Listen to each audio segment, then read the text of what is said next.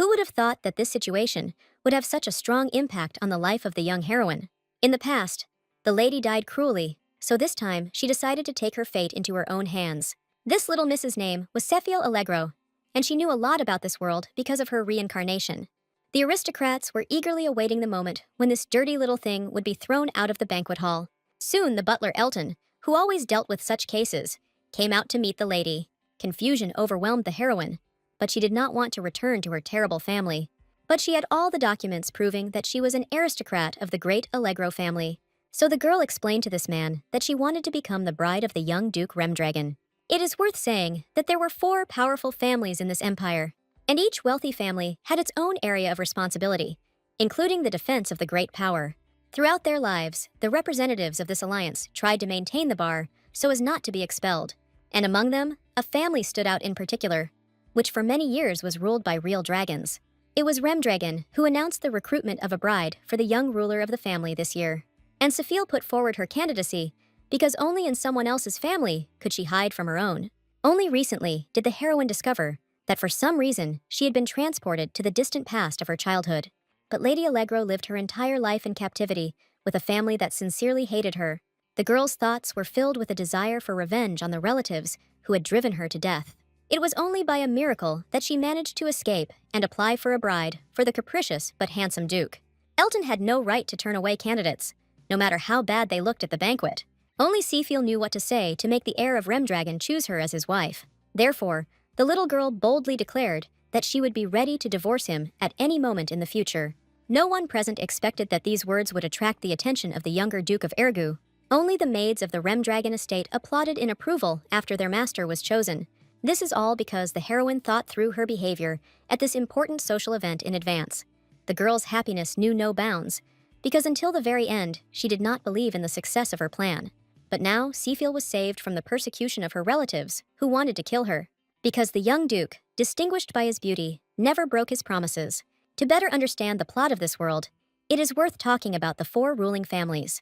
It was from Allegro that the heroine ran away, even though they were descendants of powerful magicians of the empire. But she did not seek help from the Pullet family, despite the fact that they were responsible for all the laws. The lady did not dare to turn to the Syrian family, who were responsible for import and export in the country. Instead, Cephale went straight to the Remdragon clan, which was feared by everyone around her.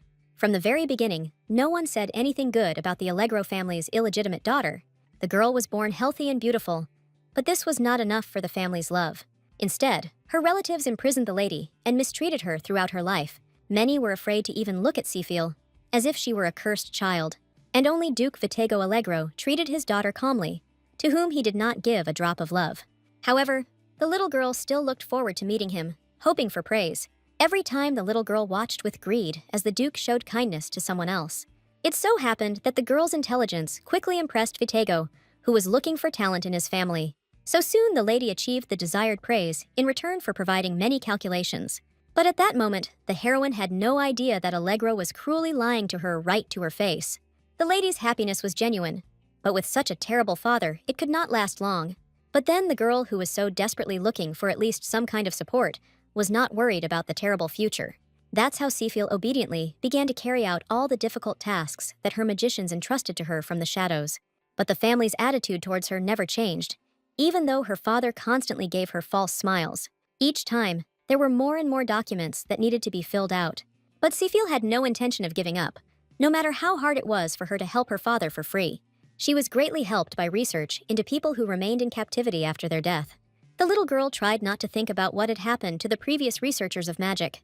When the lady could not find the answer at all, a man from a dream came to her aid. After such visions, Cephale always woke up with a clear and logical answer in her head. But the girl's genius inevitably aroused envy in her family, and it started with her father. Vitego could not come to terms with the fact that all the skills went only to his illegitimate daughter, while the sons could not even boast of mastery of the sword due to their stupidity. So, when Cephale turned 18, her father began to experiment on her. The man tried his best to extract the girl's abilities in order to give them to his sons. But, as long as the heroine received recognition from Vitego, the reasons for his attention did not matter to her. So the Duke freely manipulated the girl, who had obediently run after him all her life.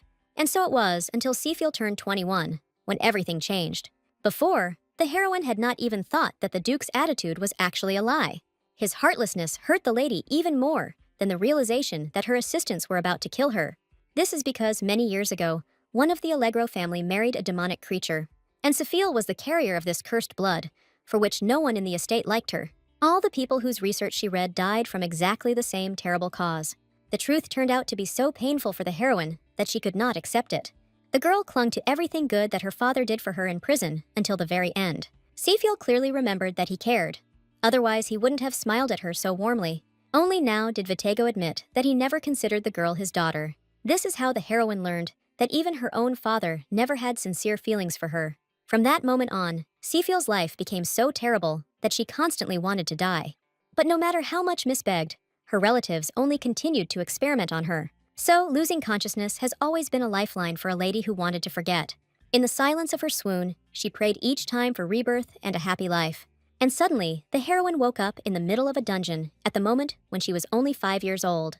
Seafield didn't immediately believe that everything happening around her was actually real.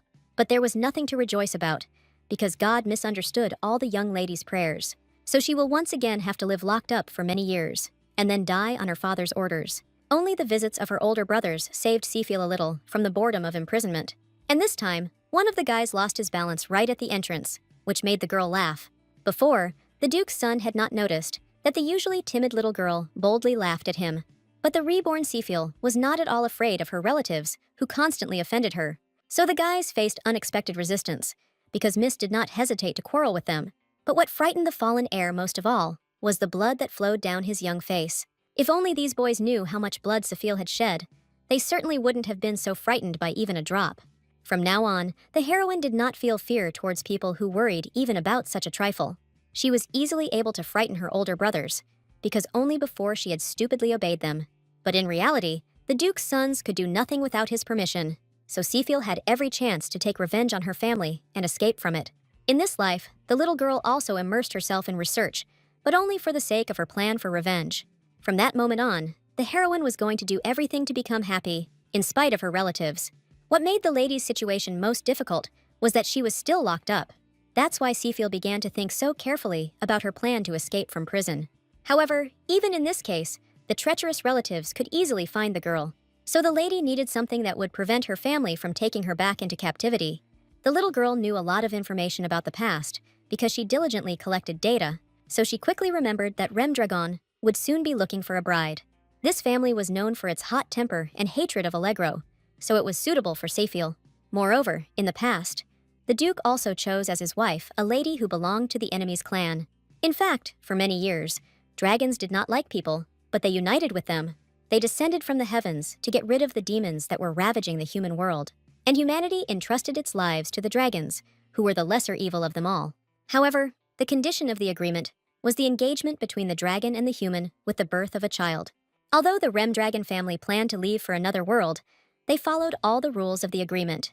As a result, the Duke's former wife was left with nothing, as Erga cruelly divorced her. After the dragons disappeared, this lady told all the aristocrats about her pain. She lived in wealth all this time, while she simply wanted love from the Remdragons. It was these words of the madam that sank into the soul of the heroine, who was watching from the side at that moment. Then the heroine found the claims of the lady who was abandoned strange. After all, for Seafield, such good living conditions were something incredible and wonderful. If Lady Allegro had her way, she would have lived her entire life in exactly this situation. Miss did not need any accomplishments from her husband, because she could accomplish them herself. That's how Seafield came to the idea that she could take the place of Duke Remdragon's bride. But before that, the girl still had to figure out how to escape from the dark confinement. The relatives continued to bother the little girl with their presence, humiliating her every time. And their example was followed by an ordinary assistant named Roto, who looked after the lady. But this time, the heroine did not experience wild fear at the sight of the guy who freely mocked her. The lady was saved by the fact that she knew perfectly well about Roto's future, that he would be mired in debt. So now Seafield had every chance to take advantage of the stupid and unlucky assistant. The guy clearly didn't expect that the girl in the dungeon would know anything about his bad deeds at home and at work. But Seafield really did know in advance everything that would happen to this man in the future. So Roto suddenly found himself attached to the girl he had previously considered dirt. In just a couple of days, the heroine managed to completely charm her assistant with the fact that she predicted everything. She deliberately told him nice things so that the guy would completely trust only her. This is how the little girl became something of a real heroine for a man who often lost in gambling. From now on, Roto was ready to do anything for the lady, if only to continue receiving advice from her.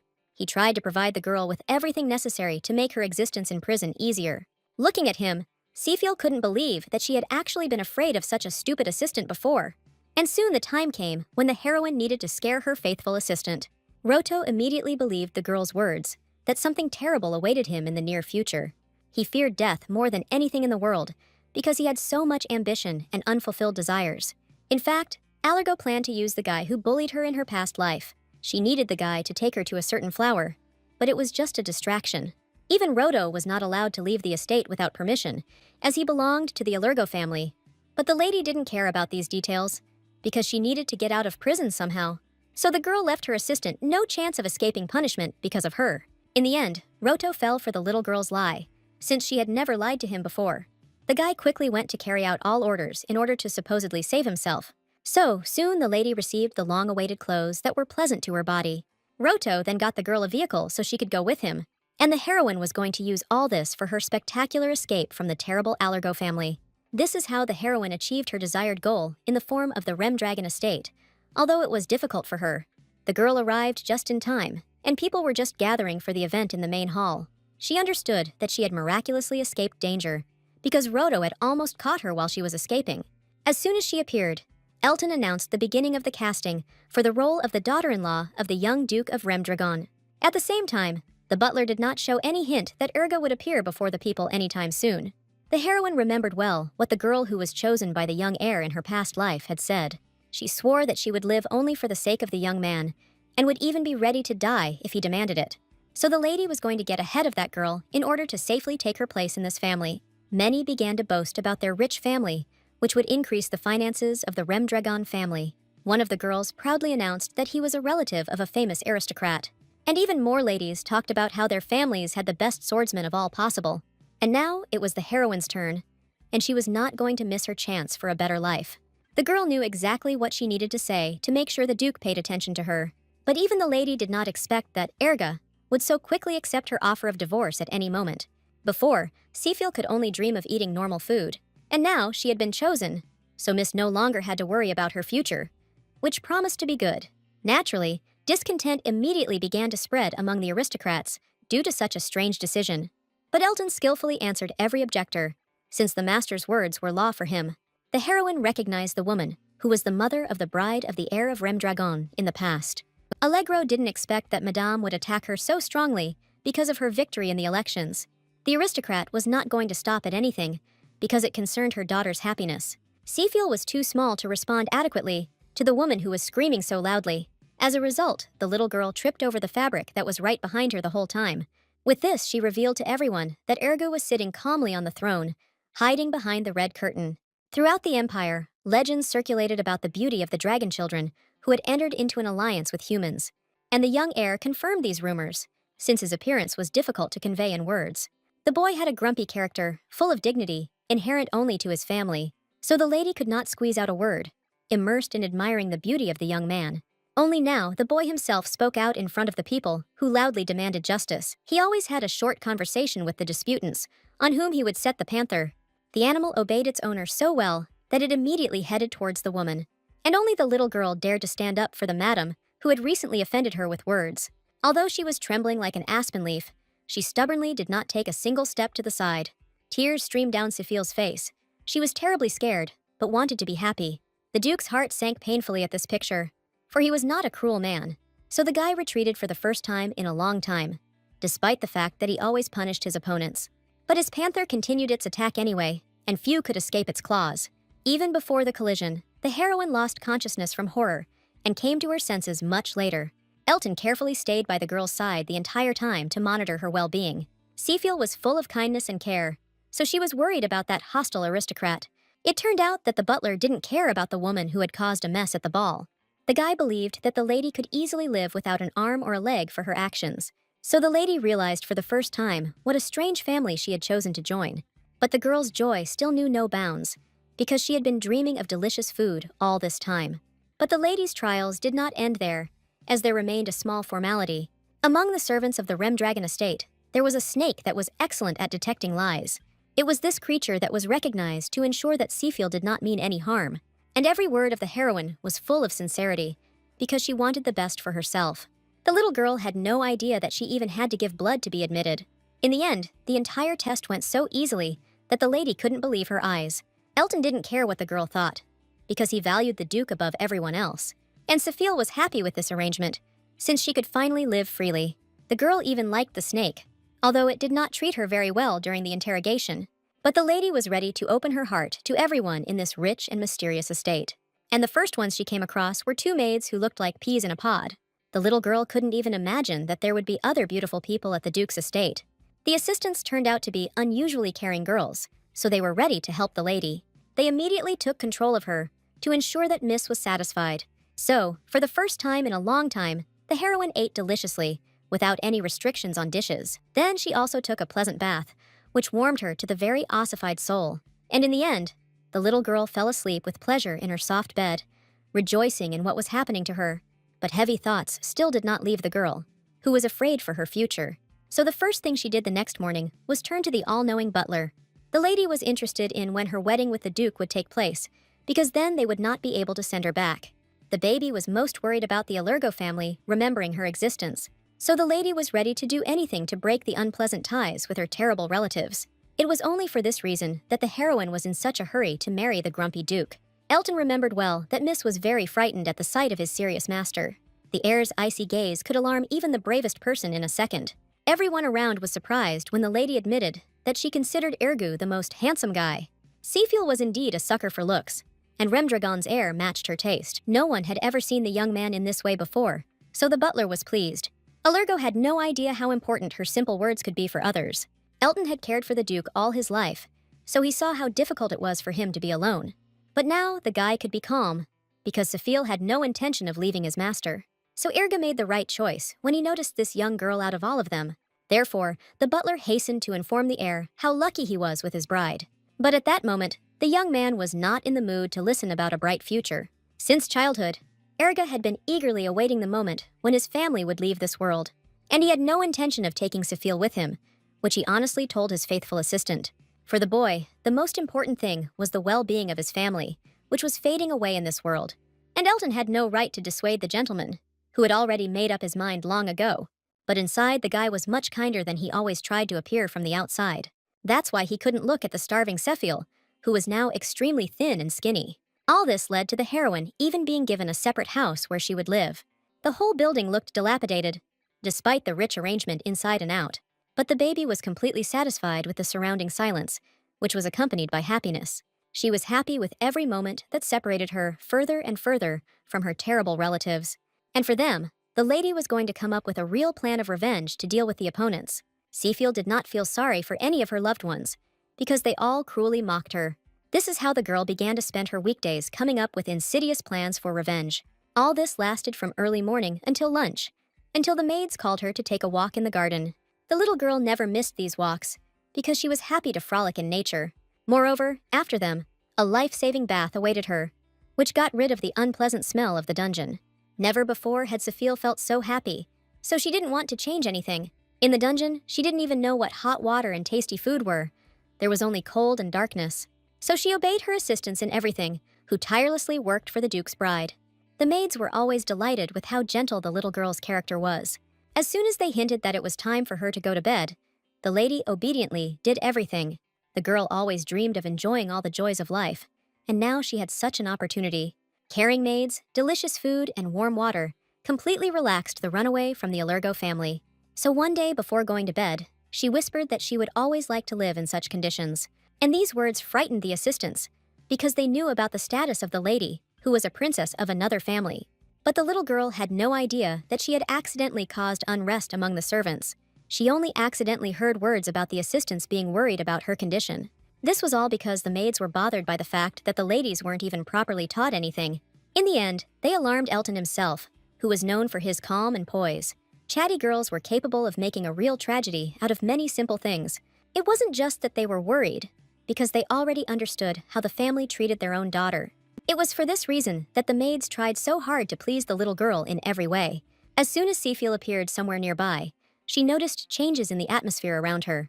The faithful assistants blossomed into gentle smiles, as if they had met the greatest happiness in their lives.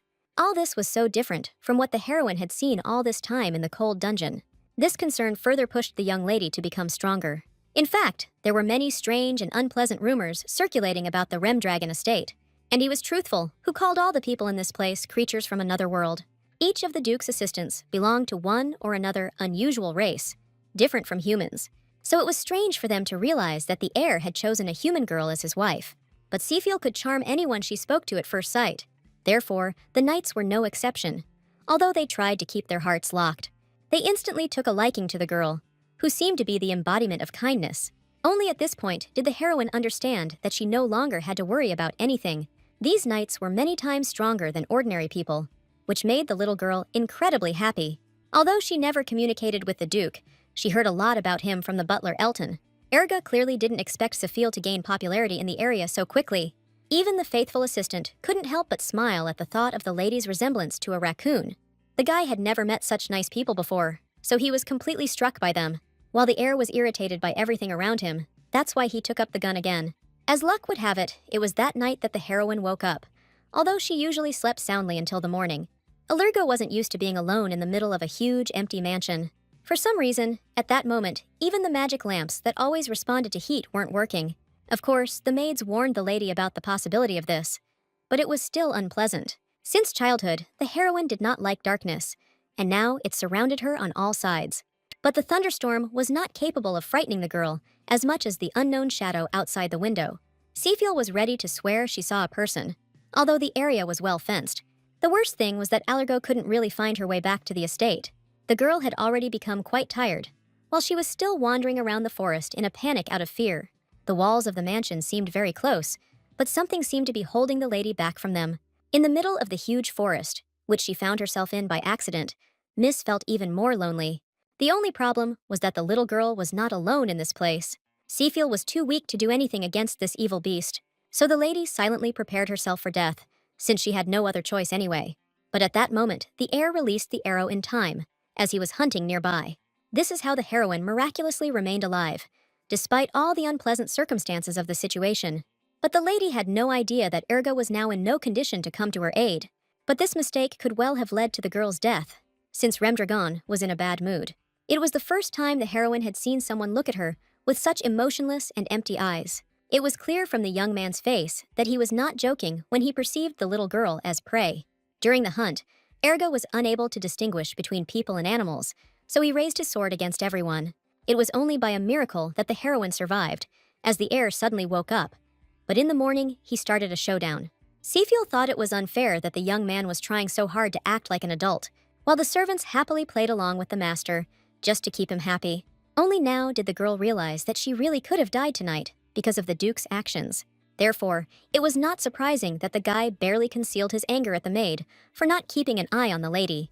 The assistant didn't even think of denying her guilt, since she was used to taking responsibility for everything. But the heroine could not allow such a kind servant to answer for her stupidities that happened at night. The young man clearly did not expect that the lady would personally ask him not to punish anyone for that situation. Seafiel turned on all her charm at that moment, as she wanted to protect her beloved assistant. While she had the opportunity, the little girl also asked once again about the wedding of the heir of the family. Erga was not prepared for his young bride to demand a wedding he had never even thought of. But it was important for the heroine to marry the guy, because then she would become part of his family. This is exactly what Seafiel dreamed about from the very beginning. And she didn't even try to hide her intentions. Any normal person would think 100 times before getting involved with the Remdragon family, out of revenge against the lady. But the little girl saw her salvation only in the Duke, although he did not show her attention or care. And the heroine couldn't explain to the guy that she simply wanted to be included in the family catalog of his family. Fortunately for the girl, the awkward atmosphere was suddenly broken by the maid, who remained grateful to her. The assistant had never been protected by children before, so she found this very sweet. Her sister also fell even more in love with the little girl, who possessed all the qualities of a good person. Only Erga stubbornly hid his heart from the girl who was supposed to become his bride in the future. The boy himself did not understand what exactly repelled him in this young and weak child. Only the butler's words convinced the heir that the lady truly liked his appearance. But before this, Remdragon had only ever encountered the fear that people felt towards him, No matter how disgusted the heroine was to prove her feelings over and over again, she endured it. The little girl knew that her life depended on her charm, and that's why she smiled sweetly at the Duke. It came as a surprise to her that the guy wanted to continue to always see only a smile on her face. But the lady cried only because Erga frightened her and almost punished her favorite servant. Only the assistants knew exactly how to calm the young lady from the Allergo family. They had noticed more than once that Seafiel was unable to hold back her smile when it came to games. The little girl loved swimming in warm water just as much as she loved going for walks, which relaxed her every time. And only Elton knew that what Seafiel loved most was the comfort from the outside, which the Duke was also supposed to provide. The heroine really expected praise from Ergi, although she understood that he could scold her. But the boy's heart was too kind, so he gently stroked the lady's head. Despite his outward sternness, Remdragon continued to worry about the well-being of his young bride. As a result, the lady was extremely unhappy that her important questions were left unanswered. She took a shower in a daze, as the baby's daily routine required it. Afterwards, Seafiel continued to play with the ball silently, pretending to be happy, and in the end, they even made her drink cocoa before bed, although the lady was too excited. All this led to the fact that the little girl could not fall asleep due to the anger that had taken hold of her. The lady's condition was only alleviated by the fact that the maids remained grateful to her for her protection. The heroine still found it strange that the assistants were so afraid of the heir, but for them there was no other way out, because Erga seemed practically a god to them. From the Duke's very childhood, the girls took care of him, and therefore saw all the changes well. Dragon children always grew up faster than everyone else, and this left its mark on them. So Erga still did not understand simple things, although complex ones seemed easy to him. It was for this reason that the young man remained close to the lady, while they could have become friends. His heightened senses caused him to fear getting close to other people around him. Seafiel couldn't even imagine what it was like to live with strong emotions and reactions. For some reason, the girl couldn't get the thoughts of the handsome Erg out of her head, but she knew better than anyone that their marriage was just a successful formality, and in the future, Allergo faces loneliness, although she will be freed from the oppression of her family. Even the servants of the Remdragon estate will be forced to follow their masters. The maids clearly didn't expect the lady to suddenly ask questions about their disappearance in the future. They couldn't tell the whole truth to the baby, no matter how much they became attached to her. So the girls tried to give as much care and love to the young lady as possible. It was within their power to make the girl strong enough to live alone. Although the lady initially knew about the disappearance of the Remdragon family, she now felt sad. Somewhere deep down, the heroine prayed that she would not be left alone. The next morning, Seafiel woke up noisily, and therefore very unpleasantly. No matter how hard the lady tried to sleep longer, the maids had a different opinion on this matter. As a result, the baby felt as if she had not slept for several nights in a row. But the assistants still beamed at the sight of the beautiful lady, not paying attention to her mood, all because the Duke allowed the lady to live in the estate until his father and grandfather arrived. But the girl was not happy with this decision, as she had heard a lot about the cruelty of Ergi's parents. But no matter how much the little girl begged to be left in the spare house, it was all useless. The small carriage with her things was already fully prepared by caring maids, while the heroine was afraid that she could easily be thrown out of the house if they saw her. But for some reason, the assistant did not share the lady's fear, although she knew about Ergi's father's character. Instead, the girl believed that they would manage to avoid meeting the eldest Duke in time. So even Seafiel's saddest eyes couldn't help her turn the situation to her advantage. The maid was not sensitive to seduction, as she did not pay attention to people, and so the little girl lost the verbal battle before it even began. But the room into which the girl was brought was all aglow with wealth and beauty inside. Seafiel couldn't believe her eyes when she realized that she would actually be living in such a place. So moving to the estate no longer frightened the lady so much, as she loved comfort and coziness. In the past, the heroine was given only hard beds and thin sheets that did not warm her, but now the lady freely enjoyed every touch of the pleasant fabric of the blanket. The heroine immediately guessed that the order for her resettlement clearly came from the heir of the family. So the girl's heart was filled with gratitude to the guy who took care of her. She couldn't even imagine that Erga would personally check how his bride's resettlement went. Seafiel didn't really know how to communicate with the young man after everything that had happened between them. But it turned out that this time the Duke was in a good mood, and he greeted first. What surprised the lady most was that the guy came to her for the first time not empty-handed. The maids could not help but notice this fact, as they always reacted emotionally. They were sure that Erga had brought a gift for the lady to please her, and the boy actually picked up a toy in the shape of a raccoon, which reminded him of Seafiel. But he didn't do it just like that, because he wanted to teach the lady a very important lesson. In front of the girl, the young man tore apart part of the toy to show what would happen if Miss disobeyed. This is how cruelly the Rem Dragon family dealt with all the people they didn't like. Therefore, Erga saw no problem in getting rid of his sweet bride in the future. A cold sweat broke out on the heroine when she realized how strange everyone was in this place. However, the toy was still a gift for the lady, so it was given to her. Tears of pain and resentment inevitably welled up in Seafield's eyes, because the gift could have been good. Only the heir remained satisfied after this, since he had sufficiently intimidated the lady. But it was not to be, because the little girl had come up with a real plan of revenge for the cruel groom. While the maids were running around for food, the girl had a lot of free time for herself. So Seafield turned to the notebook, in which she wrote down the names of all her offenders. Of course, the assistant did not miss the fact that Miss had written the groom's name in the diary, but she attributed all this to the girl's love interest, since she had no idea about her feelings. The maid always enjoyed watching how people hide what they really think. In fact, the assistant was often visited by sad thoughts during conversations with her sister. They understood that the lady should not see the Duke when he was in a bad mood. The girls were the last succubi in this world, and were preparing to leave for another. But before that moment, the lady suddenly appeared in the estate and became a ray of light for them. And now the maid saw her goal in protecting Safil, who was a young and fragile child. No matter how sad the assistant was, she still had to leave this world. But for now, all her thoughts were about making the good and calm days last as long as possible. That evening, the heroine learned that she would not be able to see her heir for some time. The little girl immediately realized that he had begun to change appearance, and was only glad to be separated. The maids always remained near the miss, so she did not feel any loneliness. Of course, Safil pretended that she would miss the guy who was supposed to be her fiancé. But in fact, the little girl was only glad that she wouldn't have to communicate with the young man. During his absence, the miss had time to fully get used to life in the beautiful estate. She spent her days bathing in compliments from the servants and did whatever she wanted. But what pleased Safil most was that she was given access to a huge library. With her sweet demeanor, the lady quickly charmed even the gloomy cook in this house. That's why he constantly delighted the girl with delicious food that he personally prepared for her. The heroine could never have dreamed of someone taking such good care of her. This time, the cook gave her some beautiful candies in a jar, hoping to improve their relationship. Seafield had become accustomed to the man's strange character, so she was happy with his gifts. She walked around the streets all day long, finally not worrying about her future at all. But what attracted the ladies most was the knight's flights on wyverns, which they performed every day. Today, the little one was lucky, and one person landed very close to her. The girl couldn't miss this chance because she wanted to ride a wyvern, but she didn't expect that the knight would be so tall and intimidating in appearance. The lady had never before encountered people in this place who did not greet her with a smile. But surprisingly, the stranger still grabbed the girl with him, sharply rising into the air. Seafield immediately noticed the difference in the flight, although she had only flown with the knights a couple of times before. As always, the entire earth stretched out beneath their feet, and even the estate seemed tiny.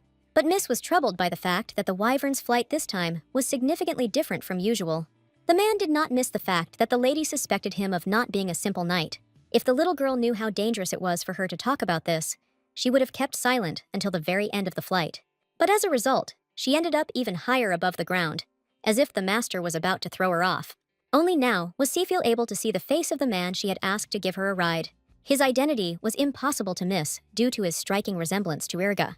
This is all because the lady met the Duke of the Daihan estate himself, who was supposed to be away. In such a hopeless situation, in a panic, Miss only screamed louder with joy and fun.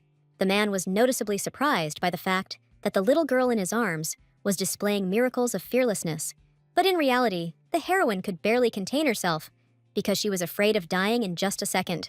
She understood perfectly well that she needed to attract the Duke's attention, if only he would not let her go. That's why Seafield forced a joyful smile, hoping that it would save her. The heroine's efforts were not in vain, as Daihan became interested in the strange child. Although her plan worked, the little girl herself was ready to die of fear at any moment.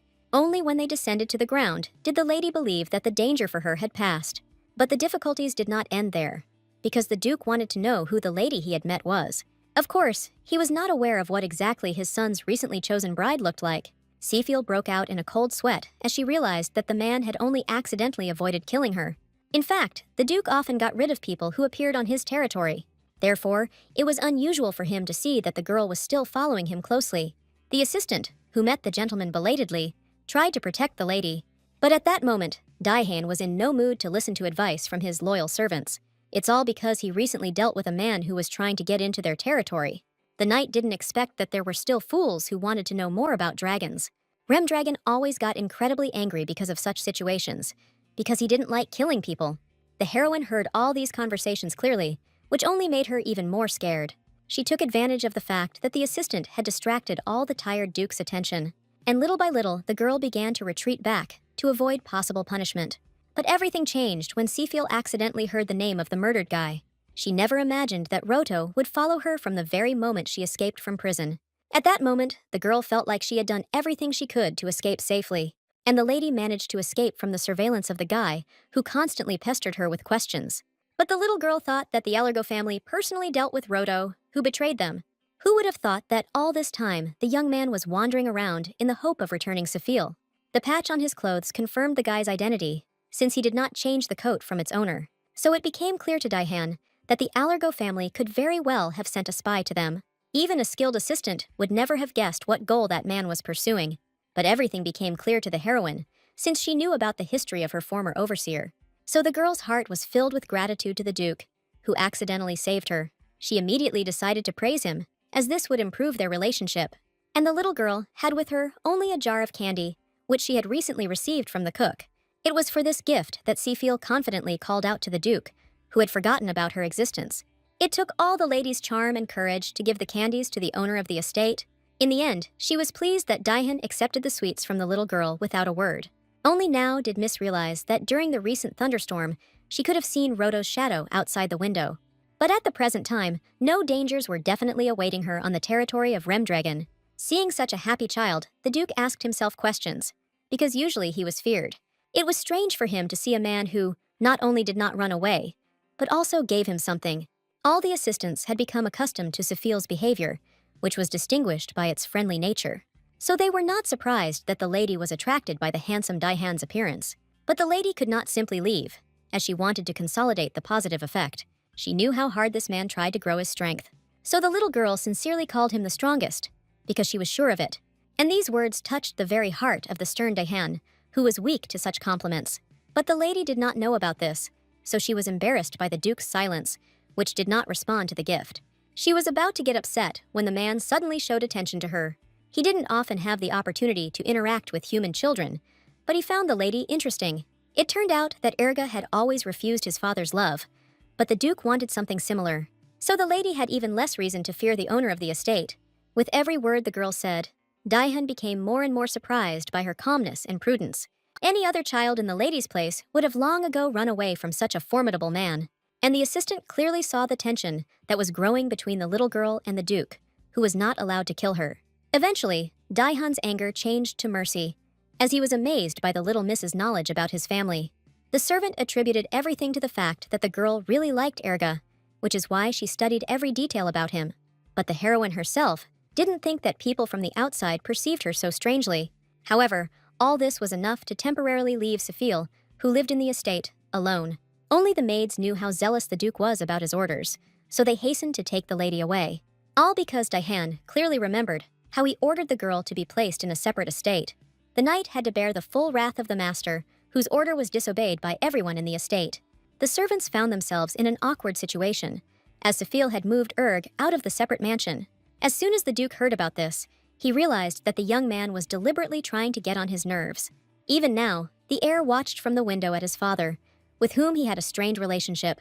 Daihan didn't want to quarrel with his son now, so for now he left everything as it was at that moment. Thus, Seafiel miraculously escaped reprisal, although she herself did not suspect the Duke's mercy. The little girl acted wisely and did not tell Daihan her last name, which the man hated when they met. The lady herself would gladly have given up her family, in which everyone around her only offended her. Therefore, the girl had no desire to talk about the fact that she was allergic, which reassured the maid. All the servants knew very well how deep was the Duke's hatred for the opposing family. But in her past life, the heroine never had time to find out why Remdragon treated Allergo this way. This whole story began many years ago, when the Remdragons were still ruled by the capable Cherno. He set himself the goal of ridding this world of demons that constantly attacked people.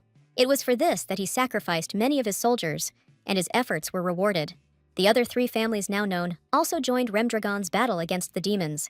But after the victory, the Allergos wanted more for themselves, The liberation of the lands was not enough for them. During the general vote, each of the 4 families will nominate a candidate for the leading role. Cherno wished for equality for all, so that people could live in peace with each other for many centuries. But Allegro's descendant was too greedy to hand over the reins to anyone else. That is why his generation hid gifted children from their family in a dungeon for many years in a row. Until now, the dragons were angry because the Allergos refused to fulfill all their promises.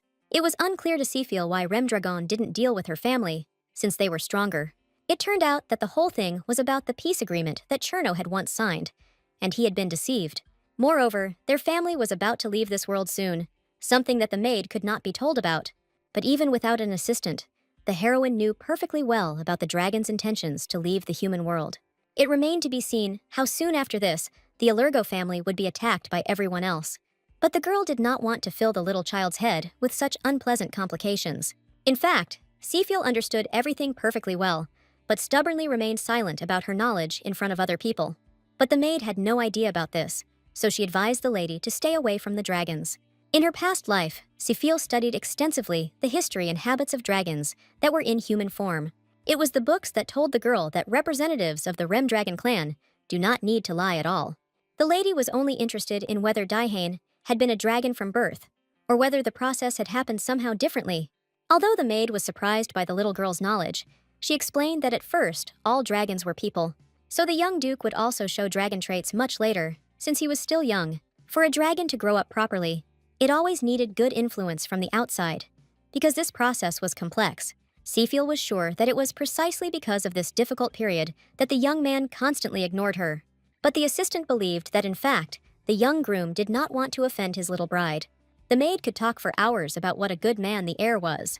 But Seafiel wanted to get started with her plans as soon as possible, instead of listening about Ergu. Inside the little girl, everything was burning with the desire to achieve justice with the help of a list of names.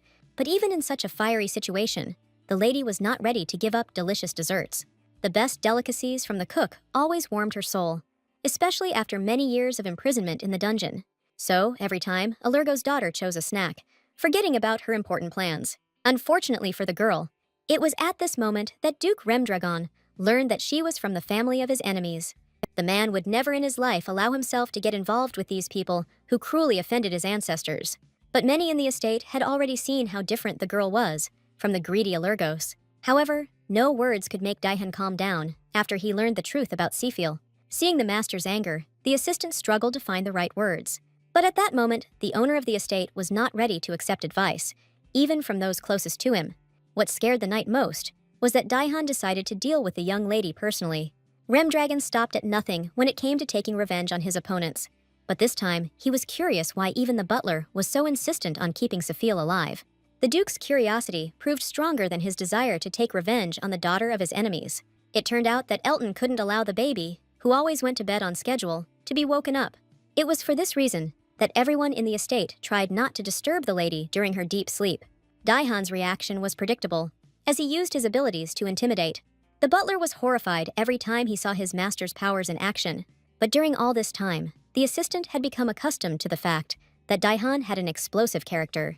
It was time to reveal to the duke the truth that Seafiel had little regard for her family. After all, the man had no idea what position the little girl occupied in her family, while the lady did not get anything good, as she lived in a cold dungeon. Although Seafiel was indeed listed in the Allergo family registry, there was nothing else about her. This information greatly surprised the duke and made him treat the young girl differently. The man could never pass by people who were being offended by someone stronger and more influential. None of the assistants had an answer to the question of why the baby was treated so cruelly. The butler had reason to be proud of Seafiel, who easily adapted to circumstances. So Elton tried his best to make sure that the owner gave the lady another chance. Circumstances developed in such a way that the man managed to become somewhat attached to the girl, who was not afraid of him. What he remembered most was the gift from Seafiel, who had recently proudly presented the duke with candy. Sympathy for the lady penetrated Daihan's heart, so he could not mercilessly drive her back. Even the assistants couldn't take their eyes off Seafiel, who was always delighting them with something. The owner of the estate had no idea how much Seafiel had managed to charm everyone around her. After all, even the usually calm Elton considered the girl beautiful and sweet, which is why he wished her a good life. The last thing the man expected was to hear that everyone liked the little girl because of her character and appearance. From now on, He was going to personally ensure that the lady did not need anything after the dungeon. Elton had not yet realized that his master actually treated the miss well, despite her last name. He knew that Seafiel and Ergie's wedding would not happen anytime soon, so the lady was harmless. For this reason, the butler tried to prove to the owner that there was no need to keep such a close eye on the lady. Until the very end, the Duke did not want to admit that he, too, had been enchanted by the lady who had run away from her family. Who would have thought that the heroine would attract the attention of even such a gloomy and serious person? None of the assistants dared to ask more questions, just so that Dahan would not change his mind. Meanwhile, Seafiel was looking for Elton all over the estate, as she had questions about the dragons. The girl was always distinguished by such a strong curiosity that she was constantly looking for answers to questions, so she couldn't help herself when she heard one of the maids talking about her outside the door. Allergo was so lost in thought that she didn't immediately notice how the butler suddenly appeared right next to her. Elton rushed to meet the baby immediately after he finished talking to the stubborn Duke. As soon as he heard that the lady had questions, the guy prepared to answer them seriously. The heroine remembered the advice from the maid that only Elton could find the answer to even the most difficult question. Until now, the little girl was amazed by thoughts about how long dragons and their helpers could live. It was because of the magic in his body that Elton could do many times more than any human butler. But the talkative assistant still needed to be brought to the necessary topic of conversation.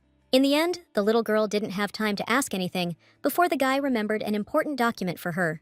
Seafiel was still wary of any papers that might record her life. But it turned out that in just a couple of days, Elton had prepared all the information about the lady's dowry on their part. The heroine's eyes lit up with greed at the sight of the wealth that would go only to her family. Only now did the girl remember that not everything was so simple with the wedding of the heir of Remdragon. In a past life, many aristocrats began to fight among themselves for the right to be close, and all because of the huge dowry that the dragons were ready to give to any person. Human greed was so great that the aristocrats could not stop arguing and quarreling.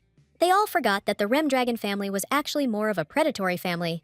The heroine was still afraid for herself, because in her past life, Vitego's father initially did not pay attention to her, and the little girl spent a lot of time alone, trying to understand why she had been given such a life. But everything changed when Allergo learned about his daughter's amazing mental abilities. However, Seafiel's joy was premature, because the man was simply using her. And now, the lady would not like to allow a repetition of history that led her to a cruel and painful death. That's why Miss was so interested in the question of whether Elton had contacted her family. It turned out that the butler had even sent several letters, but none of them received a response. But the guy wasn't worried, because formally, they only needed to send wealth to the stubborn Allergos. The curiosity inside the little girl was so great that she could not resist looking at all the treasures. The incredible wealth instantly blinded the girl, who did not want to give it all away. Elton had foreseen everything in advance and installed magic on the box so that no one could steal the money. Of course, the little girl was allowed to touch the treasures, since the guy trusted her completely. But for the heroine, the problem was not even this, because she considered such a dowry to be enormous. Seafiel would gladly take everything for herself, just so she wouldn't have to give anything to her greedy relatives. But Elton was used to always observing rules and customs, which is why he collected such a good dowry. The butler was glad that the girl's family could still be proud of her achievements, but the lady herself did not share the butler's feelings, which, in her opinion, only made everything much worse. Seafiel was ready to kill the assistant, if only he would not send money to her previous home. At that very moment, the man received a message from Allergo, which only now reached the boy. He read the response to the wedding invitation with interest, since this was the most exciting question. But the butler's face quickly changed as soon as he learned the contents of this letter from Allergo. The heroine noticed this, so she immediately made sure that the guy gave her this piece of paper from his father. The little girl understood perfectly well that nothing good could be expected from Vitego. It was not for nothing that they called him evil. But the lady could not even imagine that she would ultimately be deprived of all finances and denied close relationships. The next morning, it became known that Father Seafiel had sent someone to sort things out, and the girl was ready to greet with a warlike look any guest who came to them. To make sure everything went well, she put on a ring enchanted by magicians for great luck. Secretly, the little girl hoped that the dragons would cover her if an unknown person suddenly attacked. And soon the carriage from the Allergo family arrived, bringing with it that very guest from the little girl's family. It turned out to be Madame Erarta, who had the most harmful and cruel character of the whole family. The heroine could not even imagine that her father would send this particular woman, who became her adoptive mother. This lady never showed a drop of sympathy for the girl, at whose expense she boosted her ego. She was able to take a place in the palace only because she became pregnant by Vitego and gave birth to his son. But Alurgo's first wife still didn't love Irarta, even though they were supposed to work together. Instead, there were often unpleasant conversations between the women as they struggled for power. Only Irarta eventually managed to give birth to a son, which further strengthened her position in the estate. But every time Alurgo's first wife scolded her, Madame would inevitably take it out on Safil. This is how the lady accidentally learned that her mother, named Lilia, died of weakness immediately after giving birth. So in that damn family, no one gave the little girl love, so she didn't want to go back there. The maid was well aware of her mistress's mood, so she boldly shielded her from the woman. But all this did not stop Alurgo from behaving extremely arrogantly, demanding respect for himself. While she did not show even a little bit of politeness towards the assistant and the lady, but the heroine didn't believe a single word of the madam, who always only created the illusion of care. Contrary to the little girl's wishes, Irarta tried to get closer to her, as if she had truly always loved her. But the madam was so angry that she whispered to the lady that she would be dealt with cruelly for her escape to this family. In the past, Sifil would have been frightened by such threatening words, but after death, she changed dramatically. So she was not afraid of the vile words of her aunt, who never even tried to become a mother to her. Miss deliberately turned on the acting to show how Madame mocked her in the dungeon. The girl was sure that now the woman would have nothing to oppose her with on foreign territory. So, no matter how hard Alurgo tried, her words could no longer frighten the girl, who had become bolder. But suddenly, something happened that the heroine could not have foreseen. It turned out that the young duke had gone out for a walk and had even taken his beloved pet with him. Sifil immediately felt a chill, as the boy was clearly not in a very good mood. Erga was indeed angry, because he heard the screams when he just wanted to walk in silence. The maid also quickly realized what a dangerous situation their noisy guest had gotten herself into. The young heir always treated people he didn't know well, and today he wasn't in the mood. So Sifil could only watch the young man warily, observing his actions. She didn't want to take the blame for the noise, because then she would definitely deserve an unpleasant punishment. Instead, the little girl reminded the duke that the guest did not know the rules of conduct on the estate. Irarta behaved so brazenly only because she was confident in her own immunity. But any person was an empty sound for the stubborn Ergi, because he only cared about his own family. So the guy was quite ready to kill the unpleasant woman, especially because she was from the Elergo family. The heroine realized too late that the young man was not joking when he threatened to take the madame's life. But his panther immediately perceived his master's words as an order to commit cruel and terrible acts. Only Sifil's proactive actions stopped the animal from attacking Madame right then and there. Luckily for the lady, a patrol happened to be flying by at that very moment, so the duke was temporarily stopped. A little later, the maid took the girl to her room, since it was not she who had to deal with the impudent Irarta. The assistant felt sorry for the little girl, who had been subjected to cruelty at the hands of a woman all her life. But the lady had experienced even more terrible events in the past, so she perceived everything with a positive attitude. The girl wanted to support the lady who behaved so bravely next to her constant offender. As soon as the maid left to get food, the previously confident smile slowly slid off Sifil's face. The heroine understood that she could not leave Irarta's appearance in this estate to chance. Meanwhile, the woman hoped to meet the owner of the Remdragon estate as soon as possible. She was prepared to wait a while before they began a serious conversation. But Irarta didn't expect that the man would ignore her expectations, thereby causing anger within the madam. Only the maids who arrived with the mistress stopped her from behaving unruly on foreign territory. This is because the woman initially planned to throw away all the dowry that was going to be given to their family. Next, she needed to anger the duke as much as possible, since he already didn't like their family. Irarta planned to carry out all these actions in order to break off Sifil's engagement with Erga. Madame was not used to stopping before her goals, no matter how difficult they were, and the maid knew about this peculiarity of the woman, that she always took over Vitego's plans for herself. Madame suffered from narcissism, which is why she loved her personality so much and did not accept criticism from others.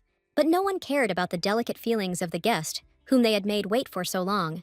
Alurgo's nerves were ready to give out at any moment due to the fact that she was shown so much disrespect.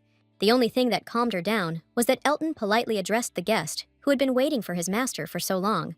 Irarta's mission was so important to her that Madame did not allow herself to think that she could fail. The woman's persistence bore fruit, because soon the duke finally came to meet her. True, Daihan did not want to drag out the conversation for too long, as he was very tired. Alurgo's wife didn't expect that any man would dare not pay due attention to her. But the list of dowry that Remdragon gave her silenced the lady for a while.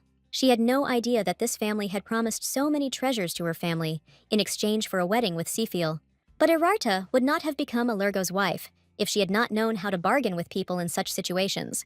But she didn't expect that, in exchange for doubling her wealth, Daihan asked her to name the baby. The whole point was that Madame never thought about the name of the girl whom everyone disliked, so the woman lost the bet even before she started to brazenly bargain with the real dragon.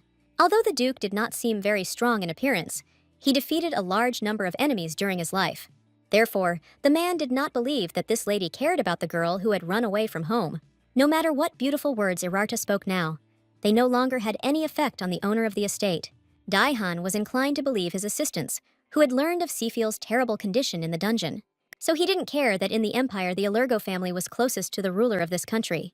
Remdragon had long since disdained everyone in the Allergo family who had once cruelly betrayed his relative.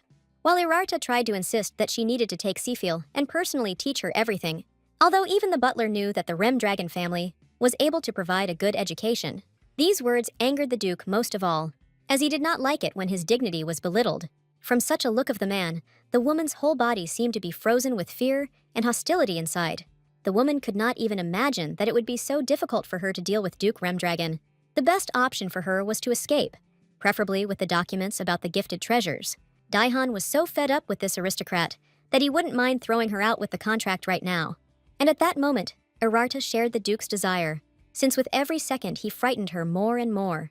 Who would have thought that Madame would have problems taking the dowry with her? It turned out that there were no documents in the box, but only notes from Sifil. Naturally, everyone in the estate immediately tried to return what the little girl had taken with her for some reason. Moreover, this happened so unnoticed that the maids did not see the actions of the young mistress. The heroine did not plan to hide the fact that she had taken the documents, but she also did not want to give them back. The whole point was that she had important information for the Duke, but the lady did not have time to tell it. All this time, the heroine knew from her past life that her aunt was secretly mining magic stones in the mine. She used lands that were located far from all other extractive resources. It was from this secret activity that the woman acquired many magical stones for sale. The Duke could not ignore such a fact, since he himself had just almost given Irarta another mine.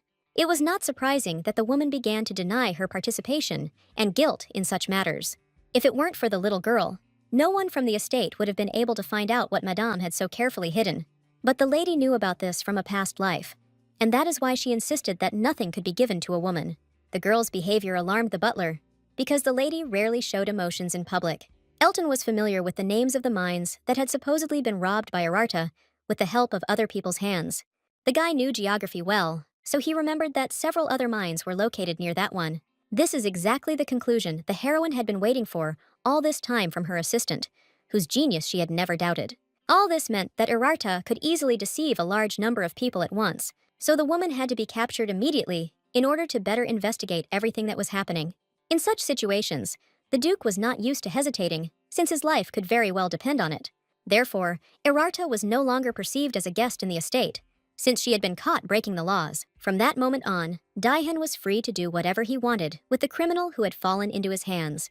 However, even after this, the owner of the estate was unable to get back the lands that had been given to him, because the little girl handed out papers to the assistants who had been working hard for her lately. The servants were even more delighted by such good deeds, because no one had ever rewarded them before. The Duke could not ignore the fact that the little girl had done him a good service. In fact, he himself did not want to give the dowry to anyone from the opposing Allergo family. Only the attentive Elton noticed that for the first time in a long time, the gentleman did not hide his smile. But before, Daihan always tried to maintain a calm expression on his face, imagining himself to be a dragon. But this time, the man even personally picked up the girl in his arms to carry her to the room. He was so engrossed in the little girl that he didn't notice a tall, masculine figure appearing behind him. While the assistants immediately recognized this man as the first lord of the Remdragon clan. As a dragon, he could live for many centuries, so he made full use of this skill and appeared unexpectedly, while the heroine for some reason could not cope with the tears in her eyes.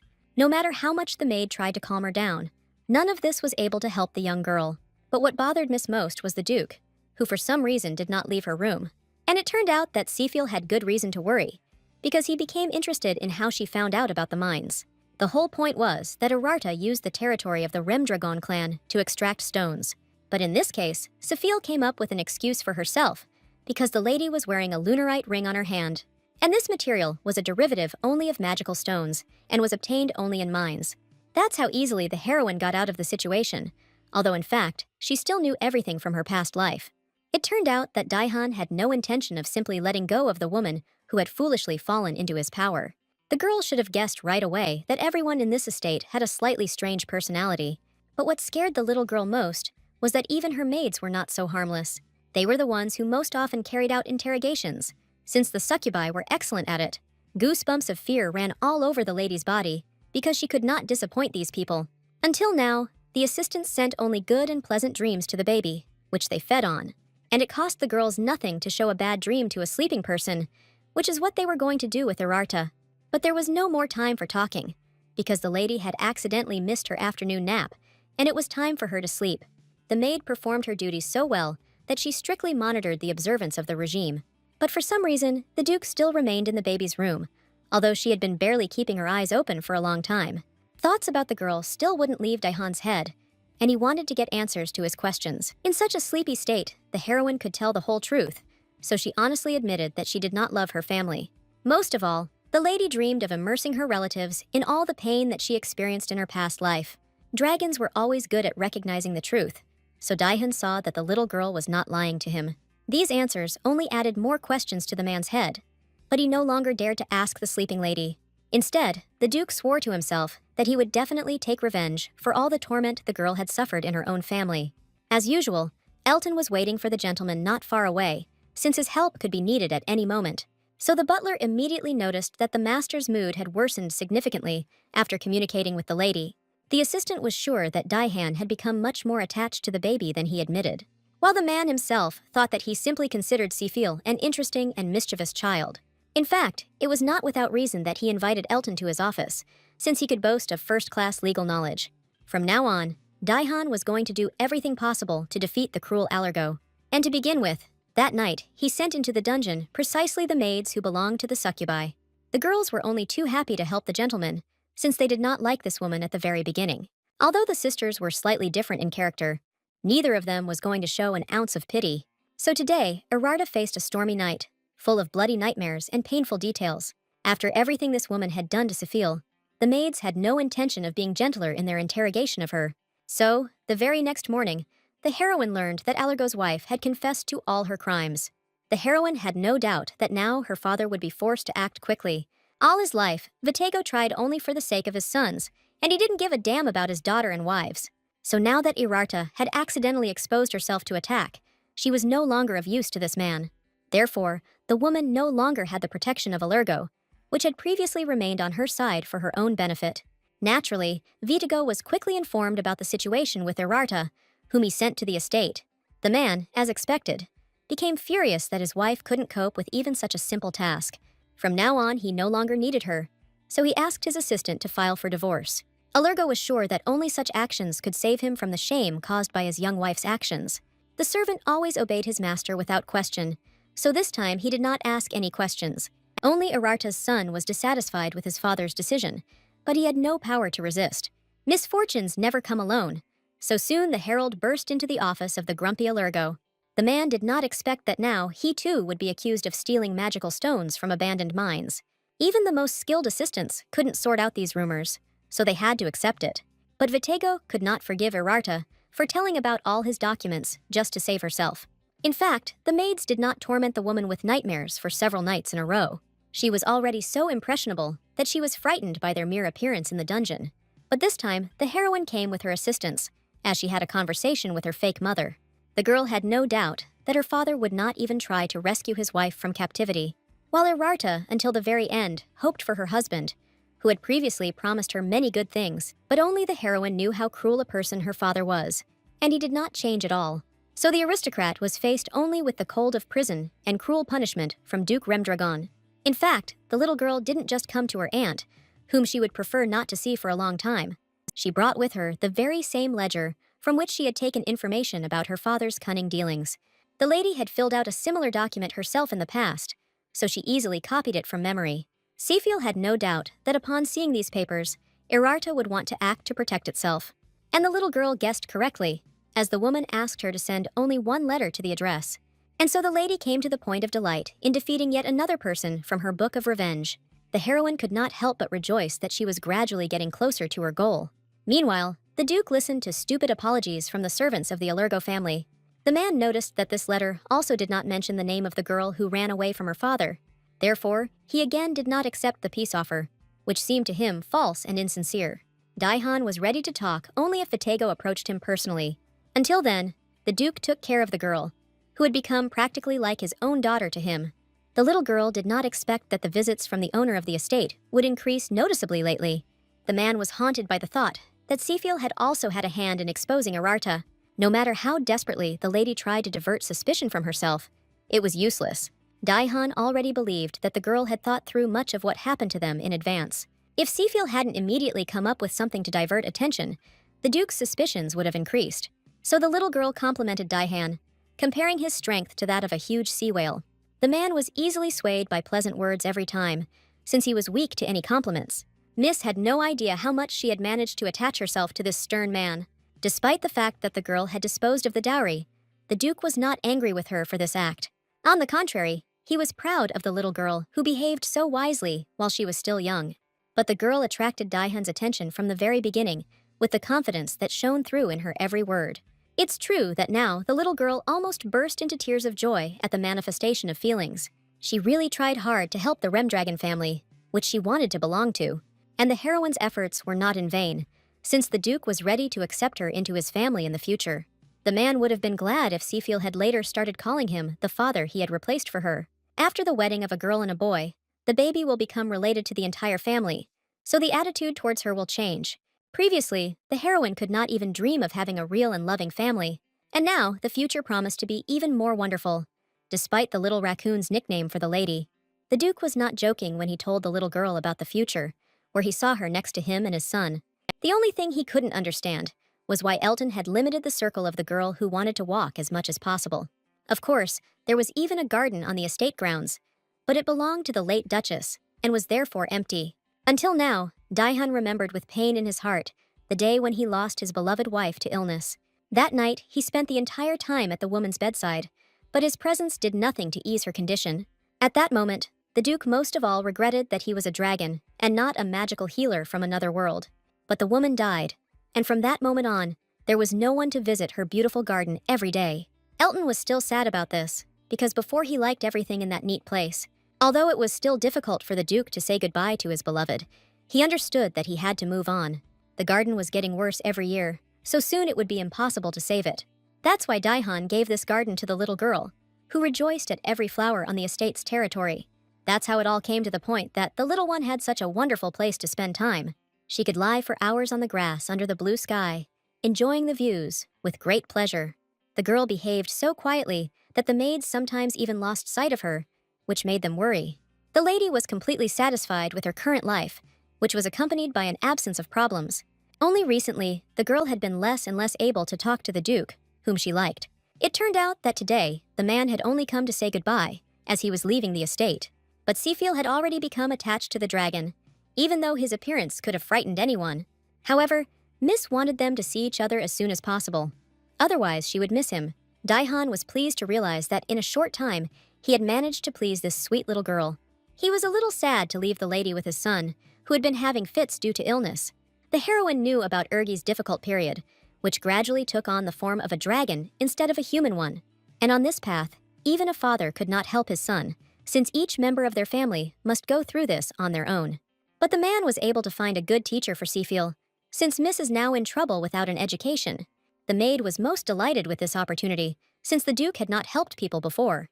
And now, he not only let the girl into the garden, which had been closed for a long time, but also thought about her upbringing. The heroine herself had no idea how much she had changed Daihan since her appearance. But the maid, who had known the master well, almost since childhood, noticed this perfectly. The assistant was delighted that the lady was able to gain the favor of almost everyone in the family. Even the servants fell in love with the little girl, who amazed everyone with her kindness and decency. This made the maid sad to think about the future, in which all the members of the Remdragon estate would leave this world. Now, there are only 2 succubi left here, who were sisters from birth and took care of each other. Many years ago, their relatives left this world, and they plan to follow them. When the blue moon comes, all the entities in the estate will leave this world through the open doors. And the heroine understood that there would be no place for her next to her friends when they decided to go to their own. No matter how sad the maid was, she dreamed all her life of seeing her parents again. The hardest thing for Seafiel was that no one knew exactly when the gates to another world would open. The assistant couldn't hide the sadness that appeared on the girl's face after such conversations. She tried her best to support the little girl so that she would not think about a future in which she would be left alone. But it was clear from the girl that words alone were not enough to completely drive away her sadness. Then the maid came up with another way and gave the lady a beautiful ring with protective properties. Seafiel immediately appreciated one of the few gifts she had received in both her lives. In fact, this ring had powerful magic that was able to inform about danger to the miss. The assistant wanted to be absolutely sure that nothing bad would happen to the lady. Allergo gratefully accepted the gift, which surprisingly fit her perfectly. The girl had no idea that she would be in a good mood, not only because of the owner of the estate. To thank her assistant for her care, the lady went in search of herbs. The little girl needed a specific flower with which she could make a delicious infusion. But searching for it always took a long time, because the plant rarely grew in these remote places. Seafiel was in such a hurry for the surprise that she lost her footing and fell all over the ground.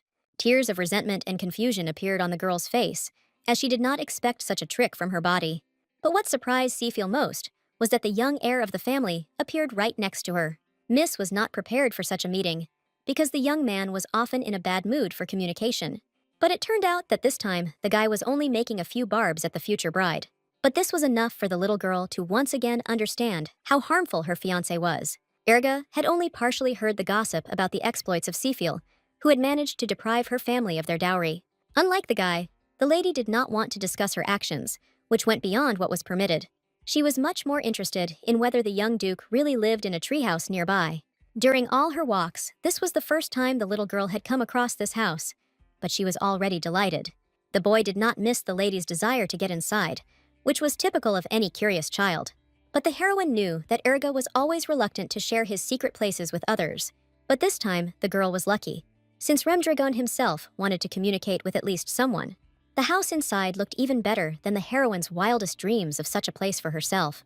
But the delight was outweighed by embarrassment from the fact that the lady expected a trick from the explosive young man. Although the young man had behaved calmly up until now, he still couldn't resist giving advice to his future bride. The heroine did not expect that the guy would suddenly ask her not to trust his father so much, who was known for his cruelty. Miss herself knew what the Duke was like in action, but for some reason he did not show her his bad sides. So, such wariness of the son towards his father only made the lady think more about their relationship. Although Daihun tried to make his son's life as easy as possible, it didn't seem like Erga was drawn to him. For this reason, the heroine considered it right to also avoid the young man, who caused her doubts. But before Seafiel could take even a couple of steps towards the door, Erga stopped her with his words. Although the heroine was already living a second life, she still felt stupid next to the heir of the family. The guy's presence felt like a strong pressure from the side. Although he was just looking at the baby, Erga could not understand why the lady avoided him if she had so wanted to marry him before. Seafiel had only a few seconds to come up with a worthy and logical answer, so she remembered that her family was not going to give a dowry, which made her unworthy of marriage. In fact, this was only an indirect reason, but the heroine hoped that it would save her. Today, Erga was all kindness, so he even consoled the girl who was worried about her poverty. He calmly explained that she was already a good gift from the Allergo family, so nothing more was needed. Although the heir spent most of his time alone, he could not help but think about the lady. This is how the heroine's herbal expedition ended, as a result of which she did not collect a single plant. Until now, Seafiel found Ergi's behavior strange, as he was sometimes cold and sometimes warm towards her. It turned out that all this time, the maids had been desperately searching for the young mistress throughout the estate, all because the first duke of the family finally deigned to announce his arrival home. The heroine knew only a little about this dragon, who was the first to fight against her family. Cherno always achieved the highest statuses because he honed his skills so well, so the little girl's first desire was to hide as far as possible from such a stern adult. But it turned out that the Duke wanted to see the girl who was supposed to become part of his family after the wedding. And so, from a conversation with one Remdragon, the lady accidentally moved on to communicating with another member of the clan.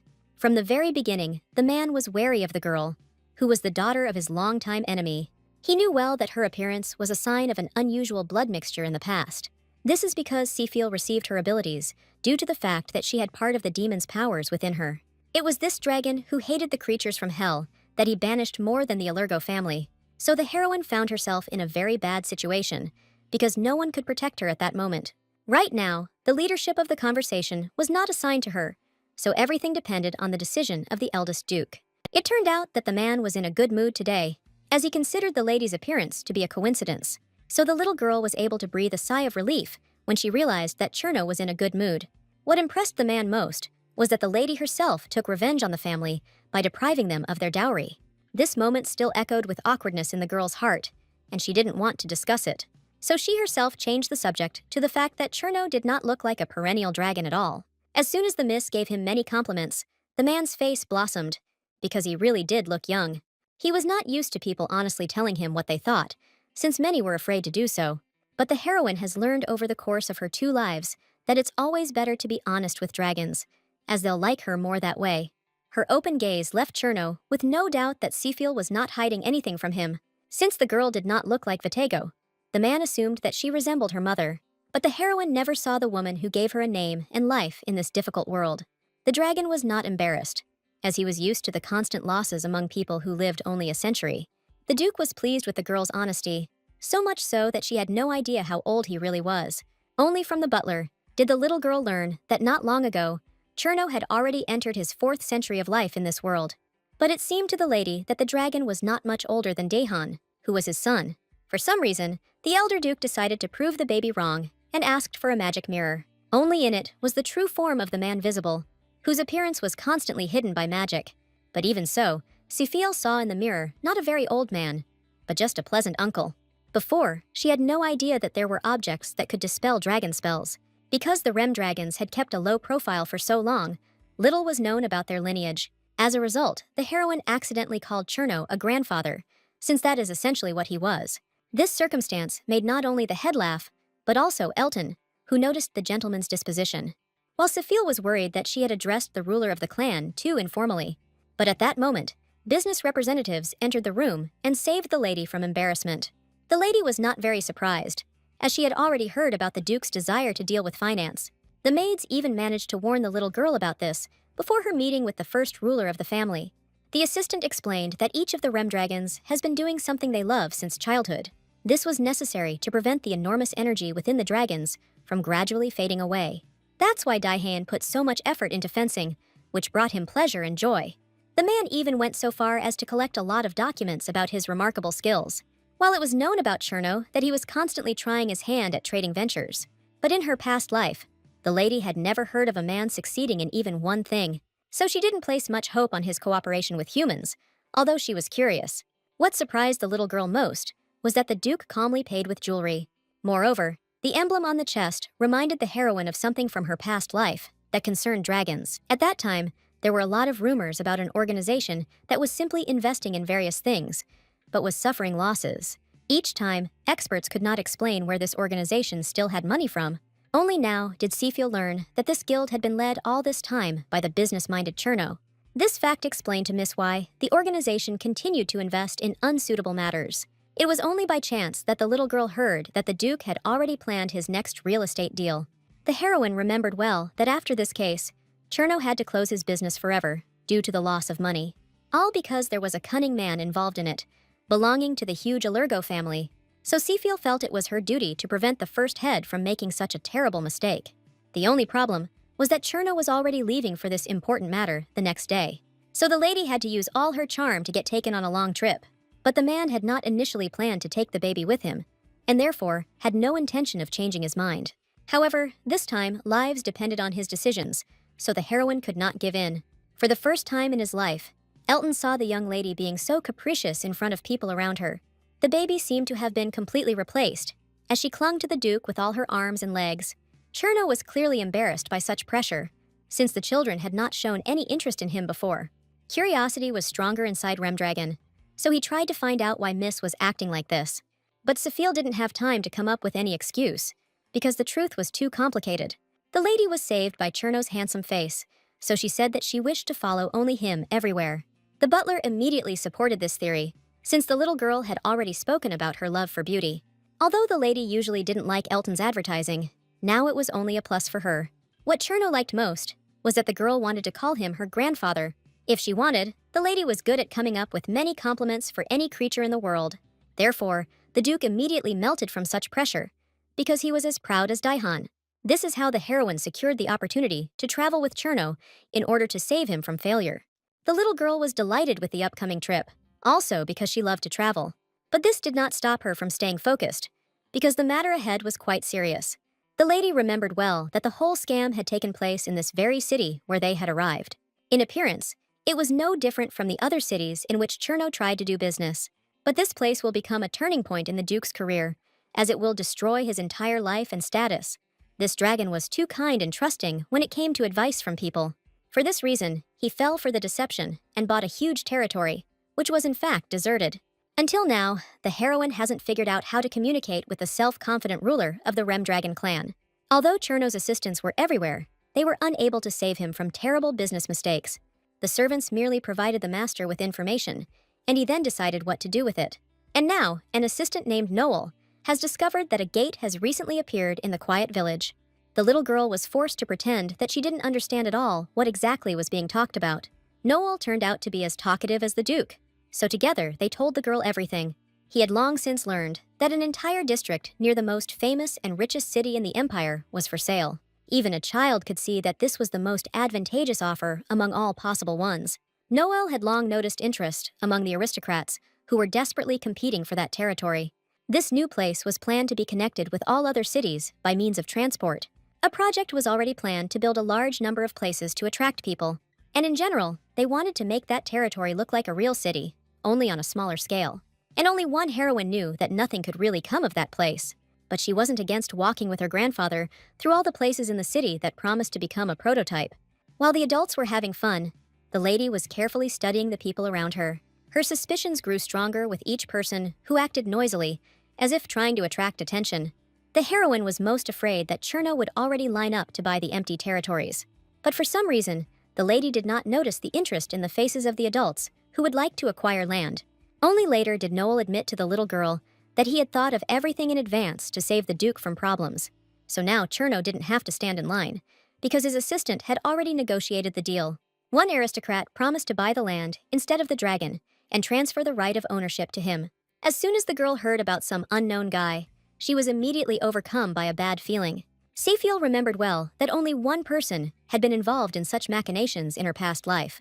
This was the biggest swindler of them all, whose name was Adrian Barich, and from whom it was difficult to escape. And the lady could not under any circumstances allow the dragon to meet that terrible man. In a panic, the little girl pulled the man by the hand, although she didn't even have time to come up with an excuse for herself. The lady's stomach gave her an excuse in time, as it growled loudly, calling for her to fill it with food. Cherno was not one to leave a child hungry, especially one he had come to like. So the man, with a sigh, came to the decision that it would be easier for him to feed the lady right now. The tavern where they came to have a bite to eat turned out to have an unusually caring and talkative hostess. So, in just a couple of minutes, the heroine managed to bathe in a huge number of compliments, although she didn't ask for them. In fact, the heroine couldn't eat even one spoonful, because she was worried about Cherno's contract. But the girl had no idea how to warn the dragon, because she couldn't tell the truth. Even now, this place was full of people who were the front men for the big show. And Miss saw one guy so often today that she managed to remember his impudent face and appearance well. This is exactly what the heroine took advantage of, throwing a tantrum right in the middle of a small tavern. Her behavior immediately caused panic in the Duke, who did not know how to calm small children. The lady immediately pointed her finger at the young man she had already seen, declaring that he was in fact a ghost. The actor clearly didn't expect that someone would reveal his disguise so quickly at such a young age, and Safiel deliberately screamed louder and louder, so that everyone would definitely pay attention to that strange guy. The little girl was sure that she had already seen him several times during the day in different guises. That is why the miss dared to call that stranger a ghost who appeared everywhere. But in reality, the heroine prayed that Cherno would guess about such an obvious trick from the outside. The Duke himself didn't even notice that the same guy had been following him all day. But Safiel's words made the man take a closer look at the person who seemed suspicious to the lady. The actor realized too late that his disguise had been exposed so quickly by potential buyers. It was useless to keep up the appearances, so the guy desperately started to run. But he did not have time to go far, since few people were capable of escaping from a dragon. This behavior only made Cherno more interested, which confirmed his suspicions. But these guys were saved from punishment right now by a little girl who noticed something strange in the tavern kitchen. The ruler of the clan did not even have time to be surprised that just recently the lady was crying loudly in the center of the hall. But the heroine had no time for emotions anymore, because she had to conduct a very large-scale investigation. She immediately noticed that for some reason, the kitchen remained cold and clean, while usually in such places, dirt inevitably appeared due to the constant work of assistants. Black was a smart dragon, so it wasn't hard for him to realize that he had stumbled upon an interesting scam. When an establishment has been open for a long time, traces of this inevitably remain in it. And the man saw that the tavern boasted that it had been operating for more than 10 years without rest. So it turned out that all these people were brazenly lying to the gullible dragon, and he didn't even notice anything.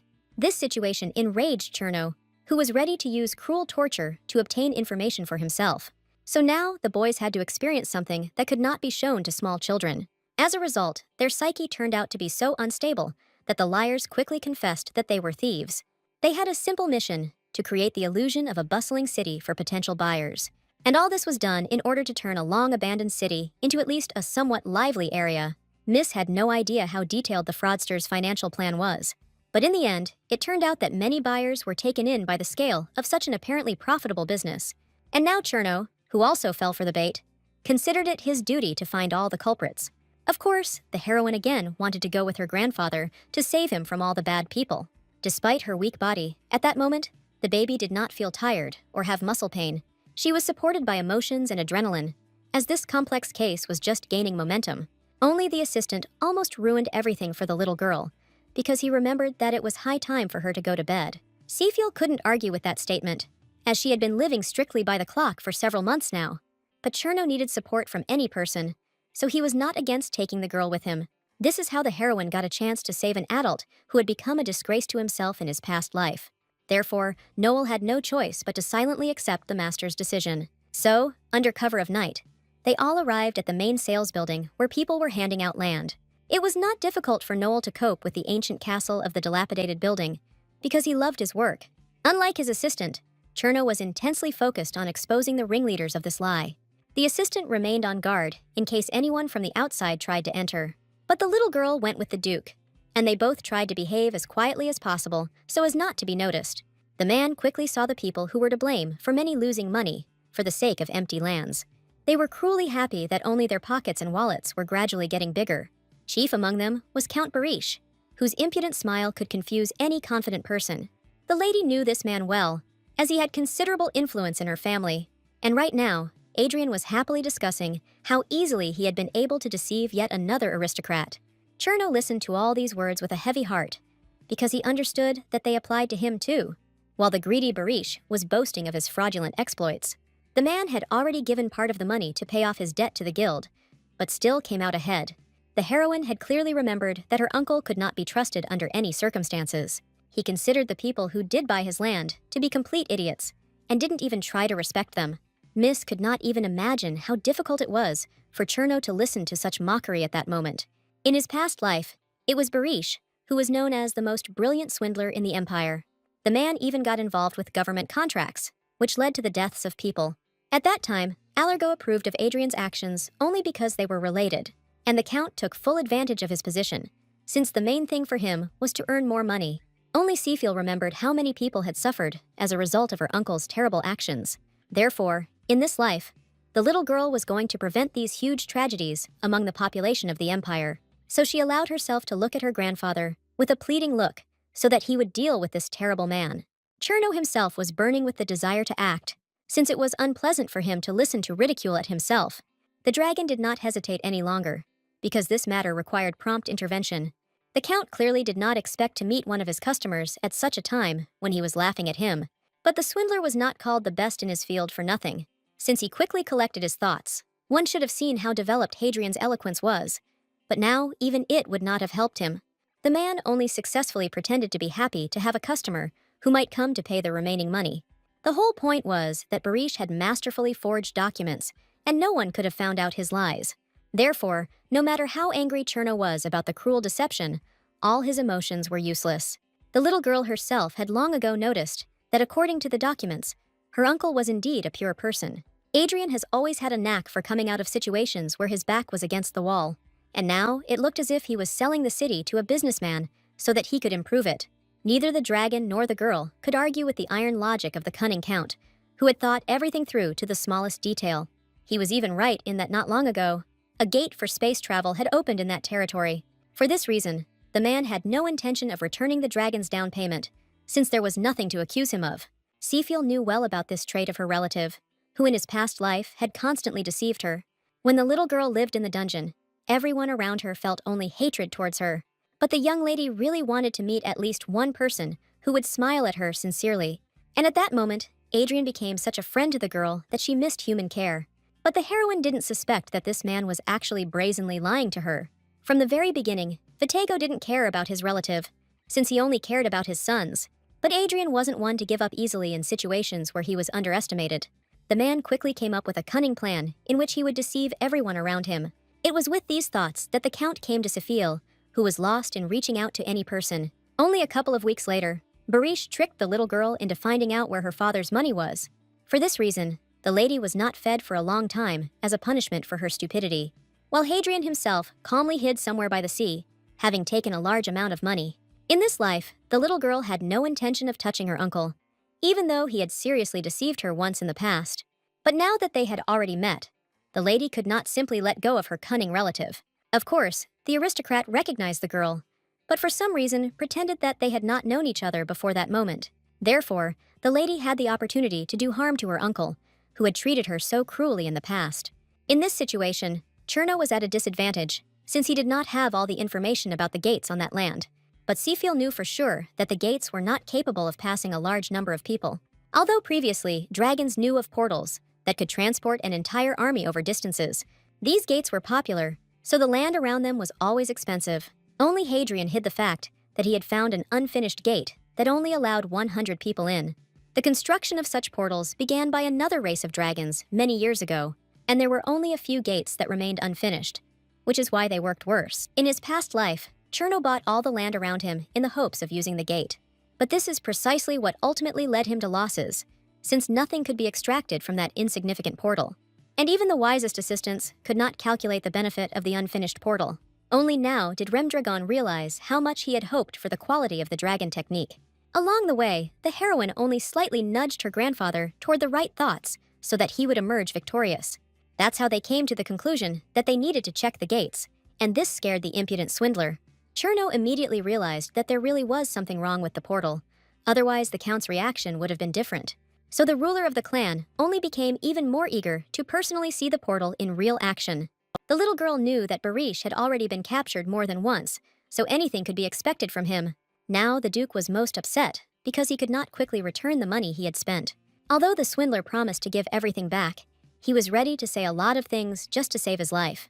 So this time, Cherno did not believe the lying man who had never told him the real truth. Only the heroine did not become despondent in this situation, because she had already managed to find a solution to the problem. The little girl only now revealed to everyone that Adrian was actually her uncle. She still didn't understand why the man had stubbornly hidden their relationship all this time, if he remembered the girl. Seafiel's appearance was so memorable that everyone in Allergo knew of her existence. Adrian was always distinguished by the fact that he carefully followed the affairs of the family, although he did not participate in them, so he definitely should have known that Seafiel had recently successfully escaped from her strict father. The heroine did not expect that her honest revelation would only cause a sly smile on her relative's face. The man had planned his escape in advance, so he didn't care about the baby's presence. As soon as the assistant tried to stop the swindler, a foul-smelling smoke suddenly filled the air. The lady was most affected by this smell, since her body was still too small. Noel acted quickly, but it wasn't enough to stop the gas from spreading. The room was in commotion as the Count's supporters arrived to save him from capture. Meanwhile, Seafiel almost lost consciousness because her head refused to obey her. Adrian could not help but take advantage of this situation because he would have received a reward for the lady. Only Cherno noticed in time that Barish was trying to steal the baby, who had become Urga's bride. The dragon would never allow a man to steal what was now rightfully his family's. Although Seafiel didn't move, she tried her best not to lose consciousness in this situation. As a result, the lady became much better, since Cherno used his abilities for her. The Duke rarely used magic, but at that moment he could not act otherwise, because he wanted to save the girl. As a result, all of the Count's attempts to escape were quickly stopped, as the Duke's men turned out to be stronger. After everything Adrian had done, Cherno would never forgive him, because the matter had taken a personal turn. More than anything in the world, the man hated it when someone touched the people under his responsibility. So now Beric will have a hard time. even though he tried his best to avoid punishment. Deep down, Adrian was a coward, so he didn't want to face any punishment. But he angered the Duke so much that the boy had no choice but to accept what he deserved. Cherno freely displayed his power because he did not worry about the consequences of demonstrating his strength. No man could withstand such a blow that would make anyone fall off their feet. Noel carefully ensured that the cunning count could no longer escape from the hands of the wise master. Only the heroine kept her distance, since now it was not her battle, but a showdown between adults. The little girl had already done everything she could, and now she watched how Cherno dealt with everything. But even behind closed doors, Adrian's cries could be heard, unsuccessfully begging for mercy. It turned out that as long as the dragons observed the laws of the peace agreement, they could punish people. It was difficult for the heroine to imagine what the usually kind and cheerful Cherno was like when he was angry. Miss was afraid to even think about what might happen if the Duke, in a rage, accidentally killed the swindler. Seafiel couldn't allow this to happen, so she rushed to the door as fast as she could, just to stop her grandfather. The little girl wanted Cherno not to cause too much harm to her uncle, although she did not like her relative. Noel attributed it all to the fact that the girl had a big and kind heart, since she was worried about the thief. But in reality, the heroine was afraid that there would be no one to return the money that the dragon spent. Adrian was indeed in such a state that he could barely react to the people around him. But Remdragon was helped by a small piece of paper that he found in the pocket of an impudent swindler. Noel knew very well that the company on the sheet borrowed money, and then paid it back at any cost. So all they had to do was convince Barish to take the loan, and then they would be able to get their money back. The Duke was quite happy with this option, since the main thing for him was that the investment would justify itself. The lady did not understand only one word from the piece of paper about moneylenders, which meant a penalty, so the man briefly explained to the curious girl how financial matters were handled in general.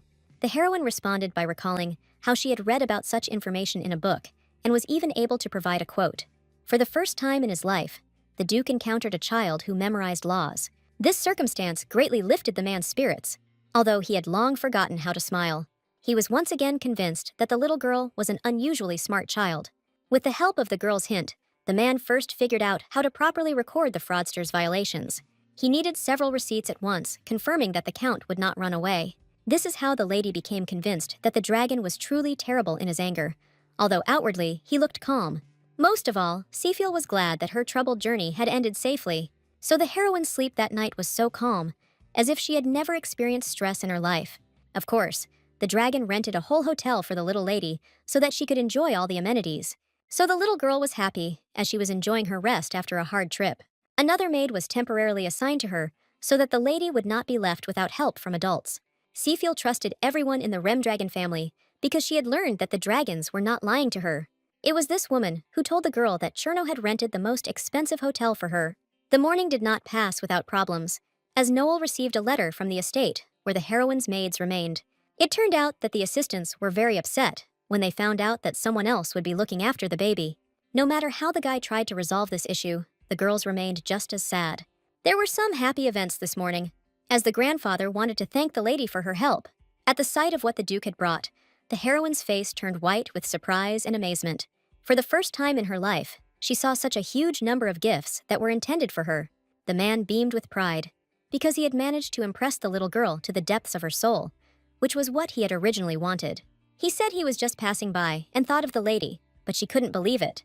The little girl's whole face shone with happiness at the sight of such a huge number of gifts. The man tried his best because he wanted to surprise the lady, and in the end, he succeeded perfectly. The heroine could not even imagine that the Duke was ready to buy her even 1,000 gifts. Greed flared up in the little girl, but she tried to put it in its right place. Seafiel knew how to impress people, so she said that one gift from her beloved grandfather would be enough for her. These words captured the entire heart of the dragon, who had long dreamed of being accepted by others. The girl played the role of a smart child brilliantly, without telling anyone about her transformation. The Duke had previously heard from Elton that Seafiel was an unusually intelligent child, but now he was personally convinced of the lady's genius, which only made him respect her more. True, the baby's body still reacted like that of ordinary people, so she often wanted to eat. At Cherno's request, the heroine found herself in a real restaurant with expensive dishes for the first time. Her delight was difficult to describe in words, because the lady loved to eat delicious food. Since the Miss came into this family, she was constantly bathed in wealth and luxury. But Seafiel did not forget to take care of the dragons in return, who had so quickly fallen in love with her. so it didn't escape the girl's notice that the Duke had been in a sad mood all day. The heroine didn't know that this wasn't the first time Cherno had been deceived by cunning swindlers. For this reason, the man even thought about leaving the business completely. For the first time, the lady encountered a dragon that began to doubt its actions. As a good child, she was obliged to support her grandfather on his difficult path. At first, she pretended that she learned everything only thanks to her quick wits and intelligence. But in fact, the lady saw what a kind person the dragon was from childhood. It was for this reason that he did not pay attention to the shortcomings of people, and they took advantage of this. The scammers never told the truth, but they put pressure on the most important things for buyers. Seafiel knew that the Duke was completely different in nature from liars, and that was why it was difficult for him. Dragons always trusted each other verbally and never broke their promises. If the Remdragon family attacked opponents only in cases of dire need and struggle, people could fight only out of boredom or their selfish desires for growth and status. This is exactly what the little girl tried to convey to the man before it was too late. As a result, Cherno began to perceive the lady even wiser than even after the situation with the exposure. At that moment, the dragon finally believed that the lady could be trusted with any questions, so the girl became a wise friend for him, despite the big age difference. And from her, Cherno waited for advice on how to deal with his kindness and trust. Seafiel had no doubt that the Duke simply needed an experienced and intelligent advisor. The man then admitted that he would like to sell the deserted lands he had bought by mistake. But the lady knew that in the future they could be of great benefit to Remdragon. Therefore, she was categorically against selling the lands, even though they seemed useless. Cherno was unable to keep up with the lady's flight of thoughts, which was gushing with ideas. While Seafiel already knew exactly how to use the acquired territories, after everything that had happened between them, the Duke had no reason not to trust the little girl. So he was ready to listen to even the most unconventional and expensive proposal from her. The lady had not yet had time to think through all the nuances, but she already knew which option would be beneficial. But the girl didn't expect that Cherno would immediately be ready for decisive action. In the end, the man personally found an assistant because he was in a hurry to make decisions. The heroine was frightened when the Duke mentioned that they were talking about her fate, but it turned out that the grandfather liked the lady so much that he wanted to keep her with him. This is how a letter was sent to the Remdragon estate that Mrs. Vacation was continuing. Just like last time, the maids were upset, but could not influence this decision. This was all because the Duke needed to discuss the construction of the amusement park with the girl in more detail. Seafiel has managed to fully think through the concept of the park, which will attract many people. The little girl hoped to impress the aristocrats with large-scale and interesting buildings. She was sure that the nightlights and the beauty of the buildings would definitely attract attention. Shopping centers will serve as an even better leisure facility than the open-air park itself. And for the children, the lady has provided a huge pastry shop where delicious cakes will be available. The Duke agreed that all this could certainly bring great profits in the future. But now that land only allowed in 100 people a day, which was very little. Therefore, the man did not have much faith in the park's profitability, even with all the innovations. However, the heroine had a different opinion on this matter, because she was going to make the park closed. It was precisely the high prices for a small number of seats that were supposed to bring in the main income. Thus, the plan to build an amusement park was quickly put into consideration and production. After this, the girl often heard the estate's servants praise her for her intelligence and wit. This is all because Seafiel remembered a lot from the past and skillfully applied it in the future. The only problem for her was the mayor of that land, who was greedy for money. The head of the land, Morikon, had heard well about the Cherno Company, which mined magical stones, and so he knew that the projects of this guild very often suffered disastrous failure. However, she still asked for permission to cooperate, sending a huge bribe. Even the mayor's assistant couldn't predict what exactly that strange company was planning. The guy was sure that the idea of a park on empty land would definitely fail in the future. Morikon had the same suspicions, so he easily signed the cooperation agreement. In fact, it was not without reason that the lady forced Cherno to obtain permission from the mayor of the land. After all, in a few years this man will accept cooperation from Vitego and become his partner. Their joint business will bring a lot of profit to the businessmen, but other aristocrats will suffer. That's why the girl needed to stop Morikon from banning their business through bribery. Now in the future, the heroine will not have problems with construction, because permission for it was obtained. So she threw herself into planning the park with the Duke, who trusted her. Literally a month later, all the ideas were put on paper, and construction finally began. The heroine was so carried away by this matter that she didn't even notice how quickly time flew by. The little girl had been busy making plans before, but it had never been so exciting. Only after signing all the papers was Cherno able to release the girl back to the estate. Seafiel's heart sank with joyful anticipation of meeting the kind servants and masters. The assistants missed their mistress so much that they were the first to run out to meet her. They couldn't believe their eyes when they noticed that the girl was completely fine. It turned out that the maids found it even harder to bear separation from the lady they had fallen in love with. The heroine was pleased to realize that there were people in her life who were waiting for her at any moment. This made the little girl herself even more drawn to the kind girls who took care of her. Although they would have to separate in the future, until that moment, the ladies devoted themselves entirely to the girl. Despite the long separation, their relationship only grew stronger after the long-awaited meeting. What surprised the little girl most was that it wasn't just the assistants who were looking forward to meeting her. All the knights of the estate tried their best, as they ordered a cake from the chef for the lady. Before, the heroine would never have thought that she would be so happy to return to the Remdragons. But everyone managed to become attached to the baby, and even the calm Elton was no exception. He too was looking forward to meeting the lady who was causing a fuss in the estate. The pleasant words from all sides made the heroine feel as if she really had a family. It so happened that Seafiel accidentally found love and support in the most dangerous family. A little later, the maid shared with the little girl everything that had happened in the house without her. Until now, the girl's heart beat anxiously at the thought that someone else was courting the miss. It turned out that all this time, the estate resembled a haunted mansion more than a residential place. But with the arrival of the girl, everything changed dramatically, which especially pleased the maids. Seafiel had no idea that her work on designing the park would take so long. All that worried the assistants was whether the girl followed the entire routine. Their biggest fear was that the baby was not being cared for properly in the city center. The heroine did not admit that she had indeed worked too much during the day. Due to the overload, she even periodically fell asleep on the spot, and no one woke her up. But Seafiel lied about it, just so the maids would worry a little less about her. But even this confirmation was not enough for the anxious and caring girls. The lady urgently needed to come up with some ironclad arguments so that her assistants would believe her. Otherwise, it looked as if the baby didn't need any daily care at all. But this is what hurt the twins the most, who gave themselves entirely to their mistress. In the end, only with the help of her cuteness was the girl able to calm her worried assistants. From this expression on the little maids' faces, they instantly melted and became kinder. That's how quickly and easily the heroine brought order to the estate as soon as she appeared in it. But the girl didn't expect that the surprises weren't over, because a pastry shop was waiting for her in the room. It turned out that Cherno had arranged in advance to please Ergi's bride even more. The maids barely hid this gift from the lady, as they wanted to tell her about it in advance. But the surprise was a success, and once again, Miss realized that she had chosen the right family. In a short period of time, she somehow miraculously managed to establish relationships with all the residents of the estate. So now, Seafiel could share the sweetness that her grandfather gave her with many people. The only problem was that of all his friends. Only the evil Ergo was nearby. Before the heroine had time to ask questions about the young man, whom she had not seen until now, the maid ran into the room. It turned out that she needed the twins' help, since the heir had started having another attack. This news overshadowed the joy of the lady's arrival, leaving behind an anxious atmosphere. From her past life, the lady remembered that with age, Erga's attacks only became more severe. And only the sisters, who were succubi, could slightly ease the young master's condition. At such moments, only they were allowed behind the closed doors of the boy's room, so as not to harm anyone.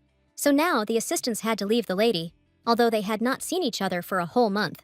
And in this situation, even Seafiel was powerless, although she knew a lot about the past and the future. The lady understood that the best solution now would be to simply not interfere with Ergi's illness. A couple of days later, the grandfather also arrived at the estate, and the lady joyfully ran out to him. She heard from the servants that Cherno might not come for years, and that's why she was so scared. But it turned out that the Duke no longer intended to follow the past rules that the servants remembered. Now, grandfather had a living reason to visit his native estate more often, and this reason was Seafiel, who madly pleased the trusting Cherno. Although the man himself intrigued the lady, he sat silently with a cup of tea for a long time. While the little girl was bursting with curiosity, she only thanked the Duke for the gift. Cherno didn't admit to himself that he really wanted to surprise the girl as much as possible. During their separation, the dragon came to the conclusion that he really needed an advisor. The heroine was glad that her grandfather listened attentively to her words, but Cherno's choice could have surprised anyone, as it was too unexpected. Seafiel never imagined that her man would consider her for the role of his advisor. No matter how much the Duke thought about it, he couldn't imagine anyone better than the little girl as an assistant. It was for this reason that he came up with a position in the company that was only suitable for a girl. What pleased the lady most was that her grandfather was even going to pay her a real salary. She was still worried about the future where she would be alone, so she wanted to save. Seafiel approached the money issue carefully, even when she communicated a lot with Daihan. During one of her walks, the lady noticed a rather nondescript publication on the bookshelf. The heroine didn't just ask the Duke for this book, because she knew its cost very well. The book about elves grew in price every year, so Miss already had financial support. And now the little girl could increase her wealth even more, so life promised to become easier. Of course, the lady would never have refused to cooperate with Cherno, which was beneficial for her. The man also suspected that the miss would agree, so he prepared a seal for her in advance. Since the girl's nickname was Raccoon, he made the image in a form not on paper. The Duke wanted all of Seafiel's deeds to be marked with this seal, as evidence of her merits. The lady's heart fluttered with joy at the mere opportunity to record her actions on paper. When she worked for her father, no one knew that all the documents were handled by the illegitimate daughter. Day and night, the little girl kept financial records, carefully checking every item. But they didn't even allow her to put her name, because they didn't want to talk about the girl. But now, the heroine was not a tool, but an important employee of her grandfather's company. Although the salary was small, it was already a good start for the child. So Seafiel still had no reason to refuse, because she liked Cherno as a person. Unless Miss would like to not deny herself food in the future, when the dragons leave this world. Lately, the girl had been eating more and more sweets, and could not imagine life without them. She also did not forget about proper nutrition, as she was provided with the best dishes. But personal expenses for such delicious food would quickly leave the little one without money. But if the little girl gets an influential patron in the form of Cherno, then she won't have to worry about money, because the grandfather will be able to support the lady even if she ends up divorcing the heir. So Seafiel didn't hesitate when she agreed to the role of advisor in the dragon's company. The heroine honestly admitted that the salary did not meet her expectations, but she was willing to work for Cherno because she had long considered him her family. Such a frank statement made the man laugh, as he had not yet gotten used to the lady's honesty. Despite the Duke's laughter, Seafiel knew he could be trusted in any situation. The grandfather promised to take care of the girl's future, and the dragons did not break their vows. Their promise to each other, sealed with their fingers, was stronger than any magical contract. As a result, while talking with the man, the heroine did not even notice how quickly time flew by. The maid came to pick up the girl, who was already sleepily muttering something under her breath. Even in this state, the little girl thought about delicious food and a huge amount of money. She said goodbye to Cherno with regret, although she could barely stand on her feet because of her desire to sleep. As soon as the lady left, Elton noted that the elder Duke had become very attached to the baby. The man didn't even think of denying this fact, since thoughts of Seafiel made him smile. But not all was well at the estate, as Urga's attacks worsened again. Even his father was powerless to ease the condition of the boy, who was turning into a dragon. Cherno partly blamed himself for not leaving this world before the birth of his grandson. Therefore, he was determined to do everything to leave this place when Urga grew up enough. The man was confident that in the other world, the young man's illness would quickly disappear. Until then, the Duke planned to put as much money as possible into Seafiel's secret account. The whole point was that the grandfather was going to transfer the girl's actual salary separately. Everything is done to ensure that in the future, the little one will not deny herself anything until her death. It turned out that Daihan had gotten ahead of his father and had opened an account for the lady in the family bank. Cherno was dissatisfied that he was not the first to make a contribution to Mrs. Personal account. Elton has already secured a sizable sum, taking the honor of money from the greedy Allergos. But even so, it was difficult for the grandfather to admit the fact of his loss to his smart son. It was the butler who had to bear the wrath of the master, who was known for his emotionality.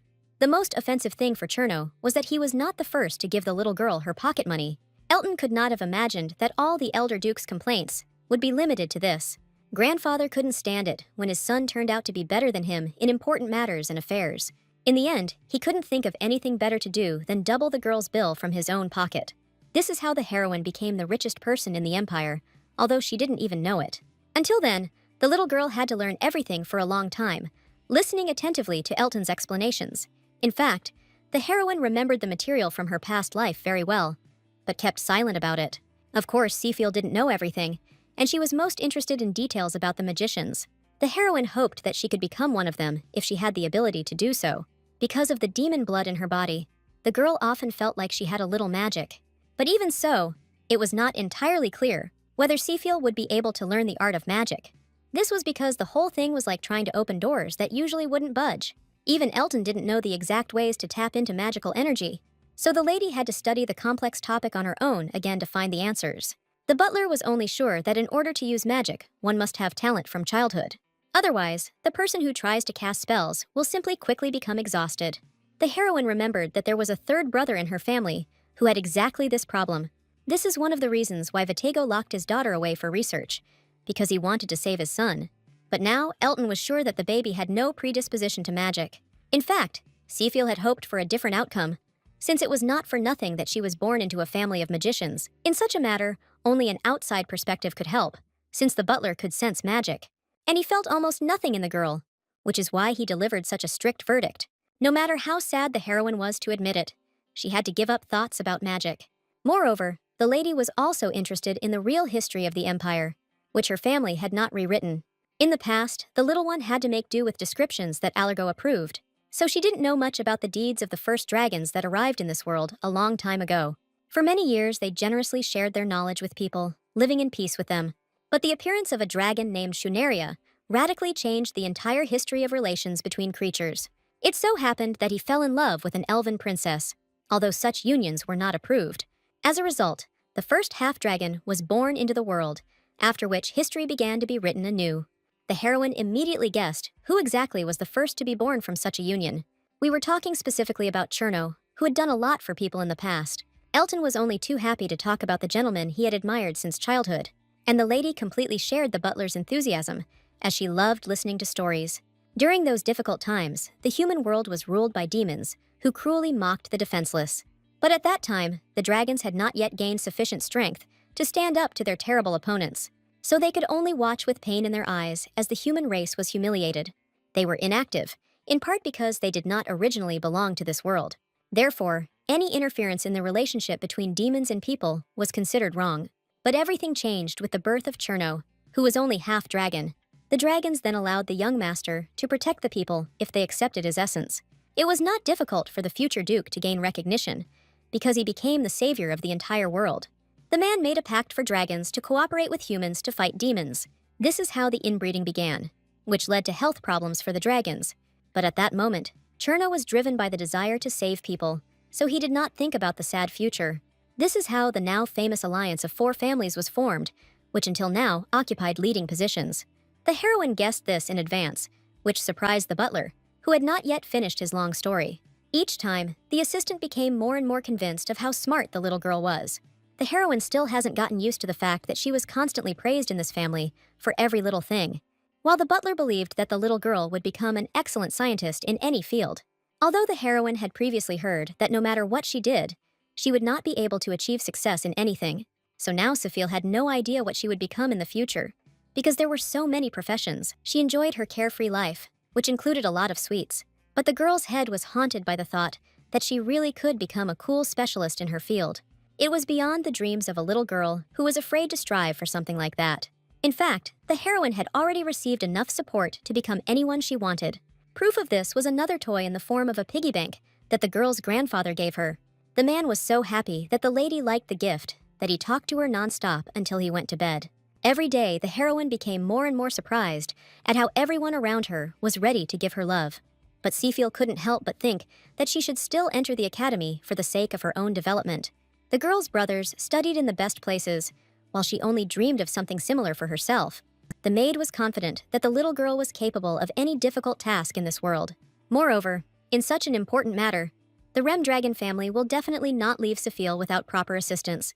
Therefore, the lady's distant dream, which seemed incredible to her, could well come true in the future.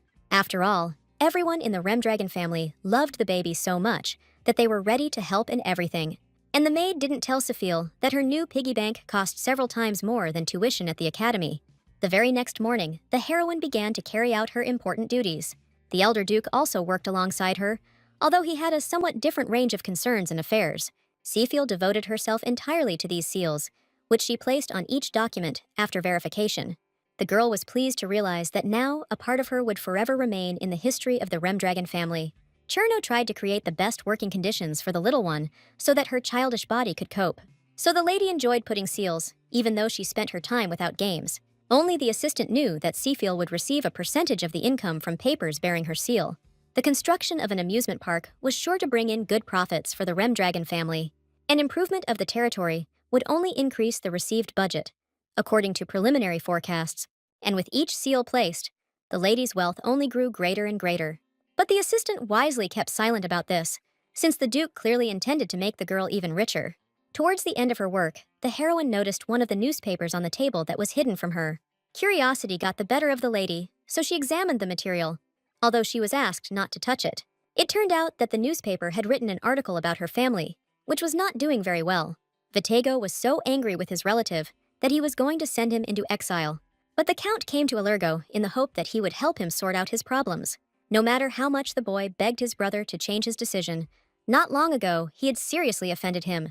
What the man hated most was losing financially, and here others were doing it for him. Adrian could not deal with his debts to the Remdragon family on his own. Only a miracle could have saved Count Barich in this situation from the just wrath of the ruler of Allergo. And the man remembered that he had been interrupted by Sifil, information about whom Vitego had been collecting.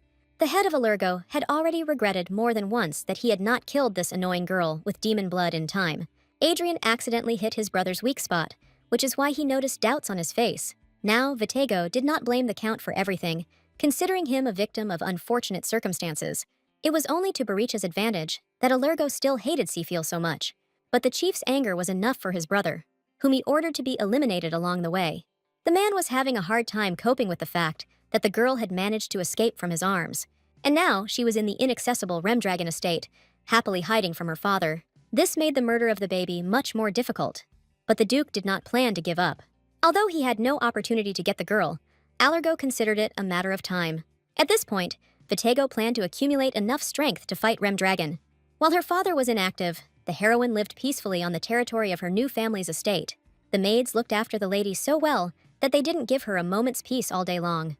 But Miss did not complain, as their care provided her with additional security. This time, Sifil desperately wanted to talk to someone from Remdragon, but she still couldn't find Daihan, although he went out for a walk a little earlier than her. So the girl wandered around the area in confusion, because she had no other things to do today.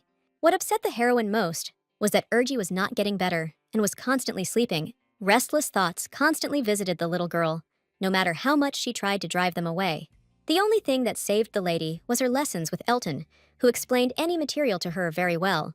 After lunch, she usually played in the garden or slept, restoring her strength after work. So Sifil didn't even notice how quickly the time flew by until the park was finished.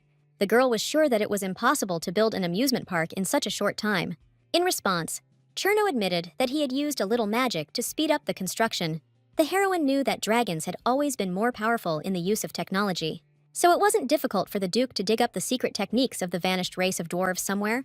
This made Sifil feel even more respect for her grandfather, who knew how to do so much.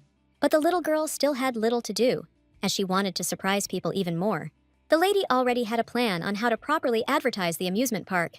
In the past, the heroine studied a lot about how to properly develop even the most complex business. She was lucky to observe her father, who was constantly promoting some financial projects. Then the little girl had no other choice, and she worked through all these thoughts for free. While no one in high society ever found out about her scientific research, but now the situation was radically different, because Cherno had no intention of appropriating the girl's ideas. The man was ready to listen to any advice from the lady he appointed as a consultant, so he had to spend some money, because the little girl had a huge number of ideas. She started her huge advertising campaign with the homes of rich and wealthy aristocrats. Many of them received letters inviting them to a new amusement park for everyone in the morning. But inside the envelope was something that made the aristocrats pay attention to the letter. The girls couldn't believe their eyes when they saw a real gold brooch. The gifts didn't end there, as Cherno used magic to put a few more into the envelope. No aristocrat could ignore such an announcement about the opening of a park. A few days later, the lady sent invitations to the houses of people who were not so rich. And after that, she didn't forget about those who were just trying to achieve status in high society. As soon as the young aristocrats received the letter, they began jumping on the spot with joy. As a result, the letters became long awaited for many who had not yet received them at home. This is how, in just a few days, the heroine skillfully attracted public attention to the park. The grandfather was amazed by the hard work and perseverance of the little girl, who sent letters all day long. Sifil took this task upon herself alone, since it was important to maintain a certain order. But now she was sure that people would not forget about their amusement park for a long time. The dragon never ceased to be amazed at how smart the girl was. despite her age, while the heroine was beaming from the pleasant compliments that sounded from her grandfather. But she didn't expect that, at the end of the day, Cherno would have one very important thing for her to do. It turned out that the man wanted to make Safil the first guest of the newly built park. Of course, the lady would never have refused such an opportunity to see this place. At first glance at the park, the little girl was deeply impressed by its scale. The idea turned out to be even better in practice than when the heroine came up with it all on paper. The butler assisted the Duke closely during the construction, so he was responsible for many things. That's why he was the one who launched the park with magic, impressing everyone present. Sefil's eyes were ablaze with delight at the sight of the former empty space. This was the reaction Cherno had been looking for, so now everything inside him was seething with pride. The man couldn't resist and used magic to lift the lady into the air so she could get a better look at everything. What he didn't know was that the little girl had actually been afraid of heights since childhood. But at such a distance, her words did not reach the ground, so the lady had to endure. No matter how much the maids supported Sefil at this moment, she did not stop being afraid. But literally, a couple of minutes later, the views that opened up so captivated the lady that she forgot about everything. Cherno tried to make sure that the air load on the girl's body was less. Thanks to her grandfather's efforts, the heroine personally inspected the entire park from a flying height. She was grateful to him for such an opportunity, which Daihan had once provided. From now on, things in the park promised to only get better, as it amazed everyone at first sight. The little girl remembered that day for a long time, as she ran tirelessly between the rides and entertainment. Quite quickly, rumors about the fascinating park began to spread from the children of aristocrats. Boys and girls of all ages dreamed of visiting this place at least once. But although the heroine received a lot of good reviews, for some reason, she continued to worry. Since its opening, the park has been consistently full of people, despite limited space in the portal. The rides operated without interruption, but everything worked so smoothly that there were no questions. Sefil visited the park often to make sure people were happy. She noticed that many perceived it as heaven on earth, which is what she had originally tried to create. But the little girl wasn't sure that the Duke was also happy with his construction. What the girl was most afraid of was that the man might not like this world of people. She herself perceived the park as the best place on earth in which one could relax. But the dragons didn't come from here, so they might have had a different understanding of the situation. For now, Cherno was enjoying the time his family had in this world. But the heroine knew that in the future, she would be left alone, because all the dragons would go to their relatives. For now, the Duke planned to live in this world, since there was no way to leave it. People attracted the dragon with their carelessness and ability to enjoy any little thing. Therefore, he watched them with pleasure, without thinking about difficult plans for the future. In fact, the heroine wanted to ask Cherno so many questions, but then she would have given herself away. So, while the lady continued to live in the estate, she tried to think only about the good. But a month later, anxiety overtook the little girl again, who was worried about the results of the park. What she feared most was that the statistics would be against this distant place. The assistant had done all the calculations in advance, but could not immediately proceed to them without the rest of the information. So all Sefil could do was wait in panic for Noel to announce the results. Because of this, the lady ignored all the rest of the assistant's words, as she was excited. What she was most afraid of was that this idea of hers would turn out to be a failure, and that everyone would turn away from her. In the little girl's terrifying fantasies, even Erga was scolded, because the park didn't live up to expectations. She would hardly have been able to cope with such shame, even though she had little contact with her fiancé. This was the reason why the lady was so worried, because she did not want to hear about a bad end for the park. But when the lady decided to ask about the quantity, she found out that she had guessed the wrong number. Noel seemed to be deliberately stalling, trying not to immediately tell us about the effectiveness of the rides. No matter what options the lady named, she always missed the same number. In the end, the Duke could not stand it any longer, and demanded that his assistant name the number of people right then and there. Neither Cherno nor Sefil expected that the park would break all attendance records this month. Noel himself didn't believe it, but his recalculations always gave the same answer. The girl and her grandfather were overjoyed, because together they had created a very profitable business. The dragon could not express in words how grateful he was to the little girl for her help, while the lady did not believe that the park's successful policy was solely her doing. However, there was no way to convince Cherno, because he had been trying for so many years to do something worthwhile. So the dragon once again promised the girl that he would not leave her without an inheritance in the future. The more time they spent together, the more the Duke wanted to provide the baby with everything. The lady had to be patient, because she wanted to receive her reward now. But the heroine understood that she looked like a child, and they couldn't manage their finances. the girl didn't even try to explain to anyone that in fact her soul was an adult. So she personally monitored their company's position in the market, and it suddenly rose rapidly. Now Cherno's company was just a little bit away from first place, and the lady wanted to help with this. The assistant knew that dragons always accomplished what they wanted, but defeating a Lurgo would be difficult. So the heroine was faced with the difficult task of making her former family go bankrupt. And even the best assistants of the Remdragon family were unlikely to find an answer for the girl. Meanwhile, in the office of Mayor Morahan, who owned the territory near the park, other events were taking place. The man remembered well how reporters attacked him and all the company's assistants. Journalists wanted to know what the main secret of the park's massive success was, and Noel personally assured everyone that it was only about the raccoon, which became the symbol of all the attractions. It never occurred to anyone that the guy was using this method to disguise his words about Seafiel. The mayor didn't know about this either, but he was still angry about the company's success, which he himself had allowed. If he hadn't signed the waiver, he could have gotten a huge percentage of the park. And now, Morakan could only be angry at his own stupidity and Remdragon's cunning. Seafiel deliberately bribed the mayor with her grandfather's money so that he could not make any claims. With this, the little girl made herself a dangerous enemy in the person of the man, but for now he was forced to remain inactive. Whatever Morakan might come up with in the future, the lady was confident that she would deal with his crimes. Previously, in the terrible dungeon, the little girl was cold at any time of the year due to the poor conditions.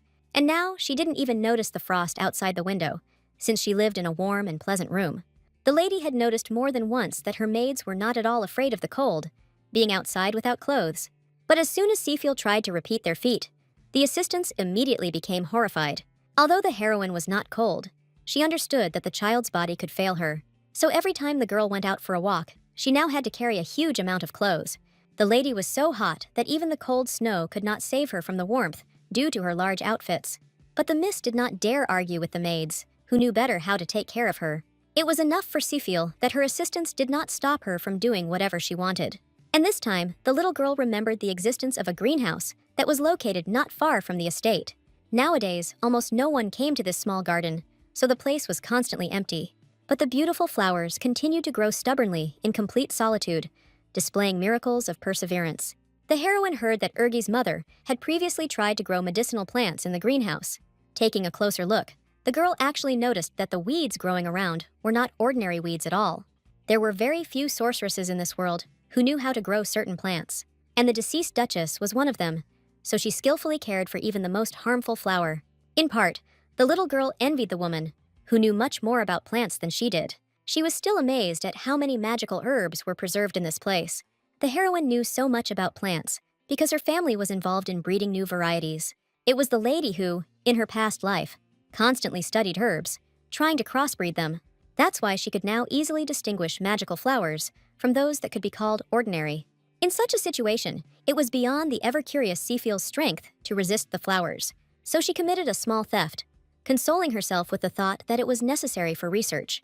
It was only on this day that the heroine noticed some new flower that had appeared in the greenhouse. Its very appearance surprised the girl, since she knew well how rare this plant was. The whole point was that by some miracle, a real moonflower grew in the greenhouse.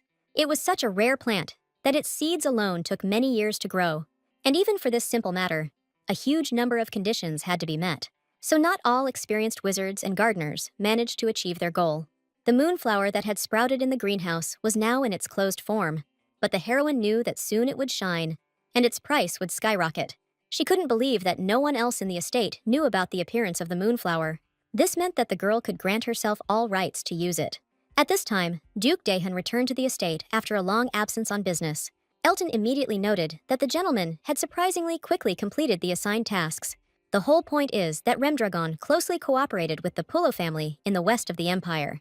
Although the war with the demons had long since ended, their raids still continued gradually. Usually, when Dahan went to help as a mercenary, he was gone for several years.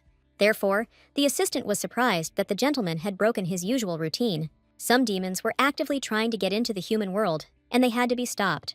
Dahan was one of the best in the battle, and that is why he offered his help to the west.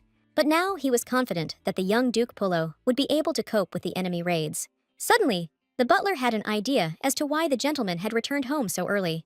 Elton was willing to bet that during his short absence, the man had missed Seafiel. However, the Duke himself denied this fact until the very end, although he was eager to see the girl. But right now, he was more interested in the state of the young heir. Elton had nothing to please Daihan with, as Urja was getting worse every day. The guy almost never woke up, trying in this state to ease the progression of the disease. But the dragon's attacks still overtook the young man as soon as he relaxed a little. The Duke himself had gone through something similar in his youth, so he understood how difficult it was for his son. But he could do nothing to help the heir, since each of the dragons bore this pain himself. The Rem dragon family has been plagued by this curse since its inception due to the mixing of bloodlines. No matter how much Elton searched for healers, Urga's situation was too unusual for treatment. The only thing that pleased the Duke was that the boy had already approved of his future sweet daughter-in-law. Only now did he decide to find out what the little girl he had missed had been doing. He was ready to believe that Seafiel spent all day dressing up in beautiful outfits, or she would bathe with cute ducklings, which the maids provided in large quantities. But the Duke did not expect that the little girl would spend all her free time in the garden. Although he personally gave her permission to do this, he did not think that the lady would be so carried away by such an activity. It seemed to the man that the garden, due to its abandonment, should have perished long ago. And amidst such horror in the greenhouse, it is unlikely that the little girl would have wanted to stay for long. So Daihan decided to personally check how things were with that mysterious place. Memories of his beloved wife still did not leave the Duke, although much time had passed since her death. Since then, he has never visited the garden, so this decision was extremely difficult for him. However, the man was not used to retreating in the face of difficulties, so it was time to overcome his fears. To his surprise, almost all the plants in the garden were in good condition, even though they had not been cared for. Each flower brought back memories of his wife to Daihan, causing his heart to clench with pain. He relaxed so much that he didn't immediately notice someone's presence near him. The unknown person hid in the bushes and clearly did not want to reveal his identity to other people. The Duke did not take any weapons with him, but boldly demanded that the man show himself to him. And suddenly, a young heroine, who had hid in panic from the newcomer, jumped out of the bushes. The man didn't expect the baby to behave so strangely after a long separation. The heroine had a bright smile on her face, as she was ready to be naughty all day long. The girl immediately rejoiced at the sight of the Duke, as he arrived with spring and brought her joy. For the first time in a long time, Daihan experienced strong emotions from another person when he saw him. Suddenly, pleasant memories of his beloved wife, who always took care of her garden, came flooding back to him. Even during her pregnancy, the Duchess believed that they would be happy together in the future. She promised her beloved to hide one little secret in the garden, in the hope that he would find it. And now Seafiel reminded the man of his beloved's oath, although he had not previously sought an answer to it. After meeting the Duke, the lady was eager to show him the most beautiful flowers in the garden. But first, the man was interested in how the baby felt during their separation. The heroine's appearance has changed dramatically since she arrived at the Rem Dragon estate. Daihan was pleased to realize that Seafiel no longer resembled that hungry girl. Instead, the lady even officially participated in the family's affairs, helping not only her grandfather. The Duke had no idea that the little girl would not even have time to be bored while he was away. Next to her, Daihan felt calm, even though he was in the garden of the deceased Duchess. The man was finally able to sort out his emotions, which made him feel quiet joy. What impressed him most was that Seafiel had set his father on the right path in a difficult business. It turned out that it wasn't only Daihan who did a good job, although usually all the results came from him. The lady did not expect that she would now hear praise from the Duke, who had previously seemed to her an evil man. She wasn't against it, but she still couldn't get used to such good treatment from others. Daihan was proud of the little girl, who boldly did whatever she liked. This was exactly what everyone in Remdragon was supposed to do, so Miss successfully complied. Because of the love with which these people surrounded her, the heroine was ready to constantly give them joyful smiles. The Duke's heart was breaking with regret that he could not spend all his time with the sweet girl. Although Daihan returned to the estate from the war earlier, he still had a lot of things to do. From the very beginning, Seafiel planned to persuade the man to take her with him, as she wanted to see Urga.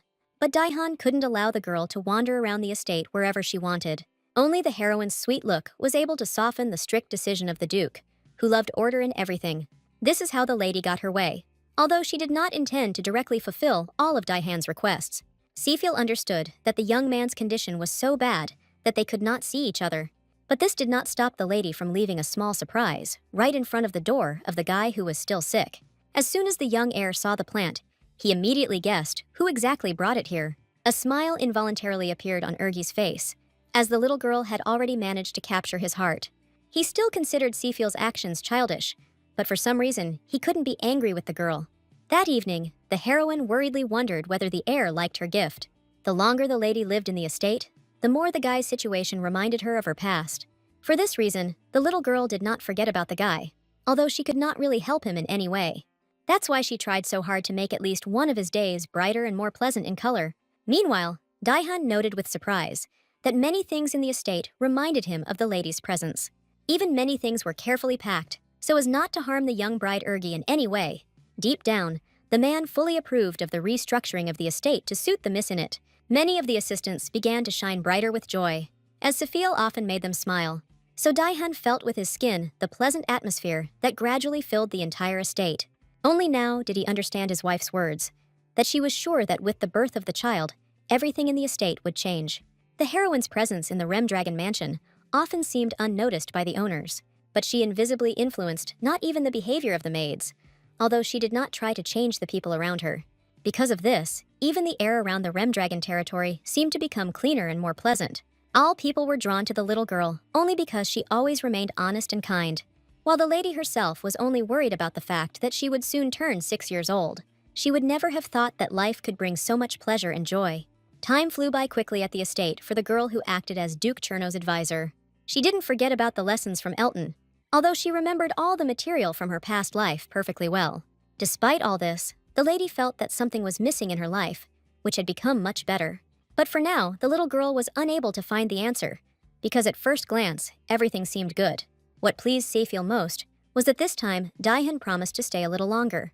But it turned out that the maids were not so sure about this because of their master's strange hobby. The whole point was that Daihan enjoyed playing the role of a mercenary, which everyone knew except the lady. So the girl was sure that the next departure of the restless Duke was only a matter of time. Miss was unaware that the man always used a pseudonym for his travels, all for the sake of freely assisting Duke Polo in the fight against demons. It was Daihan, under the name of the mercenary Jere, who made a huge contribution to the cleansing of territories in the West.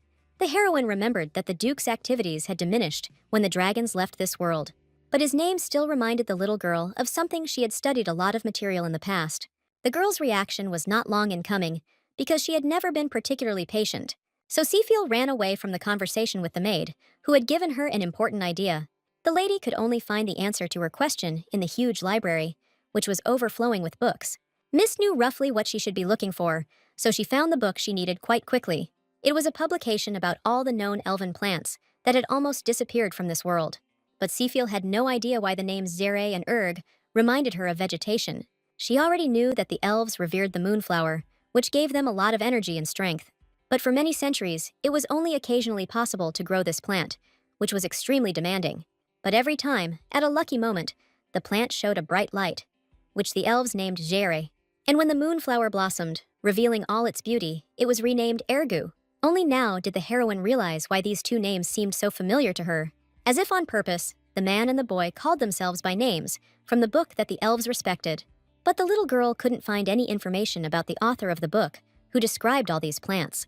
The cover only stated that the book had been given to the Duchess by the elves when she was alive.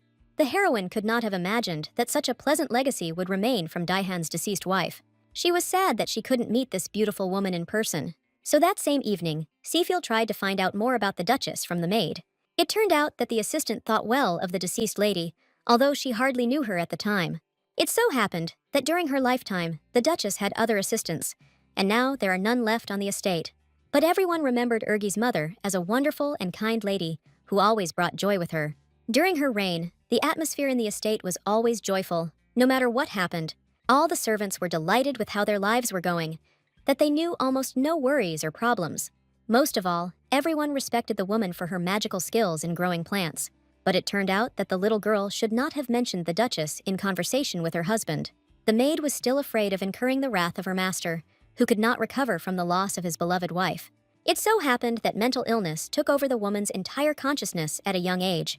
For this reason, after Ergi was born, she changed beyond recognition in a short time. It all came to the point that Madame refused to accept her son, although she had previously treated him well. Her hysterics became constant, and no one could help the lady calm down. Due to a terrible illness, almost no trace remained of the previously kind and sweet Duchess. Therefore, at that time, the Duke took on full responsibility for the upbringing of his little son. Safiel had heard this story before, but it still struck her deeply.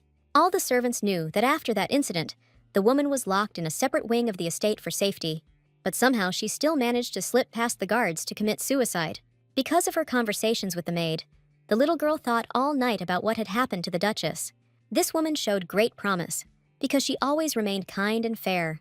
So the lady couldn't understand how Madame could change so much in just a few weeks. But fate was an unpredictable thing, so the woman died early due to illness. Rumor has it that even half-dragons could remember everything that happened to them from childhood. The lady could hardly imagine what Erga must have felt because of such cruel memories. Coincidentally, Seafiel soon had to face the story of the Duchess again. One day, the assistant asked the lady not to catch the eye of any of the estate's owners. The heroine herself noticed that the atmosphere around her had become gloomier, but she didn't know the reasons for this. The little girl didn't expect that today would be the anniversary of the death of her beloved wife, Daihan. It was for this reason that the maid begged the lady not to draw attention to herself that day. She could only hope that the little girl would listen to her at least once in her life. But the heroine was distinguished by her enormous curiosity, which did not allow her to sit quietly in one place. Moreover, the little girl noticed that not only the atmosphere in the estate, but also the weather outside the window had suddenly deteriorated. This was not part of the girl's plans, as she was hoping for a good weather forecast in the coming days.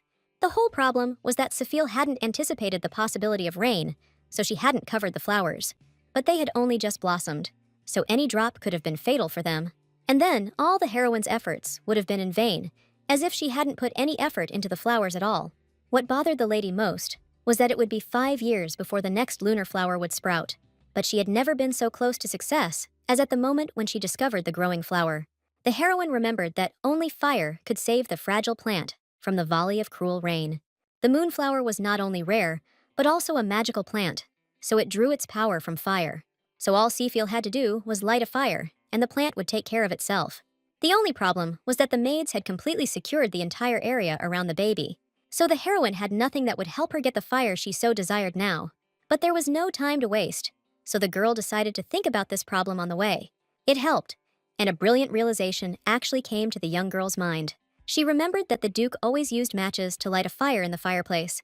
This meant that the lady only needed to take this item for a while, and the fire would be hers. At such moments, human curiosity always became stronger than the sense of self-preservation. So Seafiel hardly thought about the consequences when she climbed into Duke Daihan's office. He always used matches because his own fire was too strong. Therefore, it was not difficult for the lady to find the necessary item in the room where there were many things, but the heroine didn't take into account the possibility that the owner of the estate could return at any time. And just at that moment, he and his assistant were approaching his office after work. There wasn't even a place in this space where the lady could hide from the dragon's scent and eyes. The Duke was indeed in a bad mood, as he was not pleased to see the little girl. So the girl came up with her idea with fire at the wrong time, as she was caught right in the man's office. But Seafiel couldn't back down, because the lives of the magical plants depended on her actions.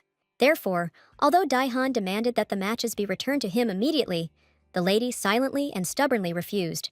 As a result, Miss had no choice but to quickly escape while the adults were still thinking. During her time at the estate, the girl's body had time to strengthen, so catching her would have been problematic. This is exactly what the heroine took advantage of while she was running and asking for forgiveness for her actions. Neither the Duke nor the assistant understood why the little girl was behaving so strangely that day. Naturally, the owner of the estate followed the girl, as he wanted to stop her from worrying. But Seafiel ran faster than she had ever run before, so it was impossible to catch her. So Daihan and Elton were quickly left far behind, despite the girl's attempts to stop her. Panic drove the young lady to notice how quickly the ground around her became wet.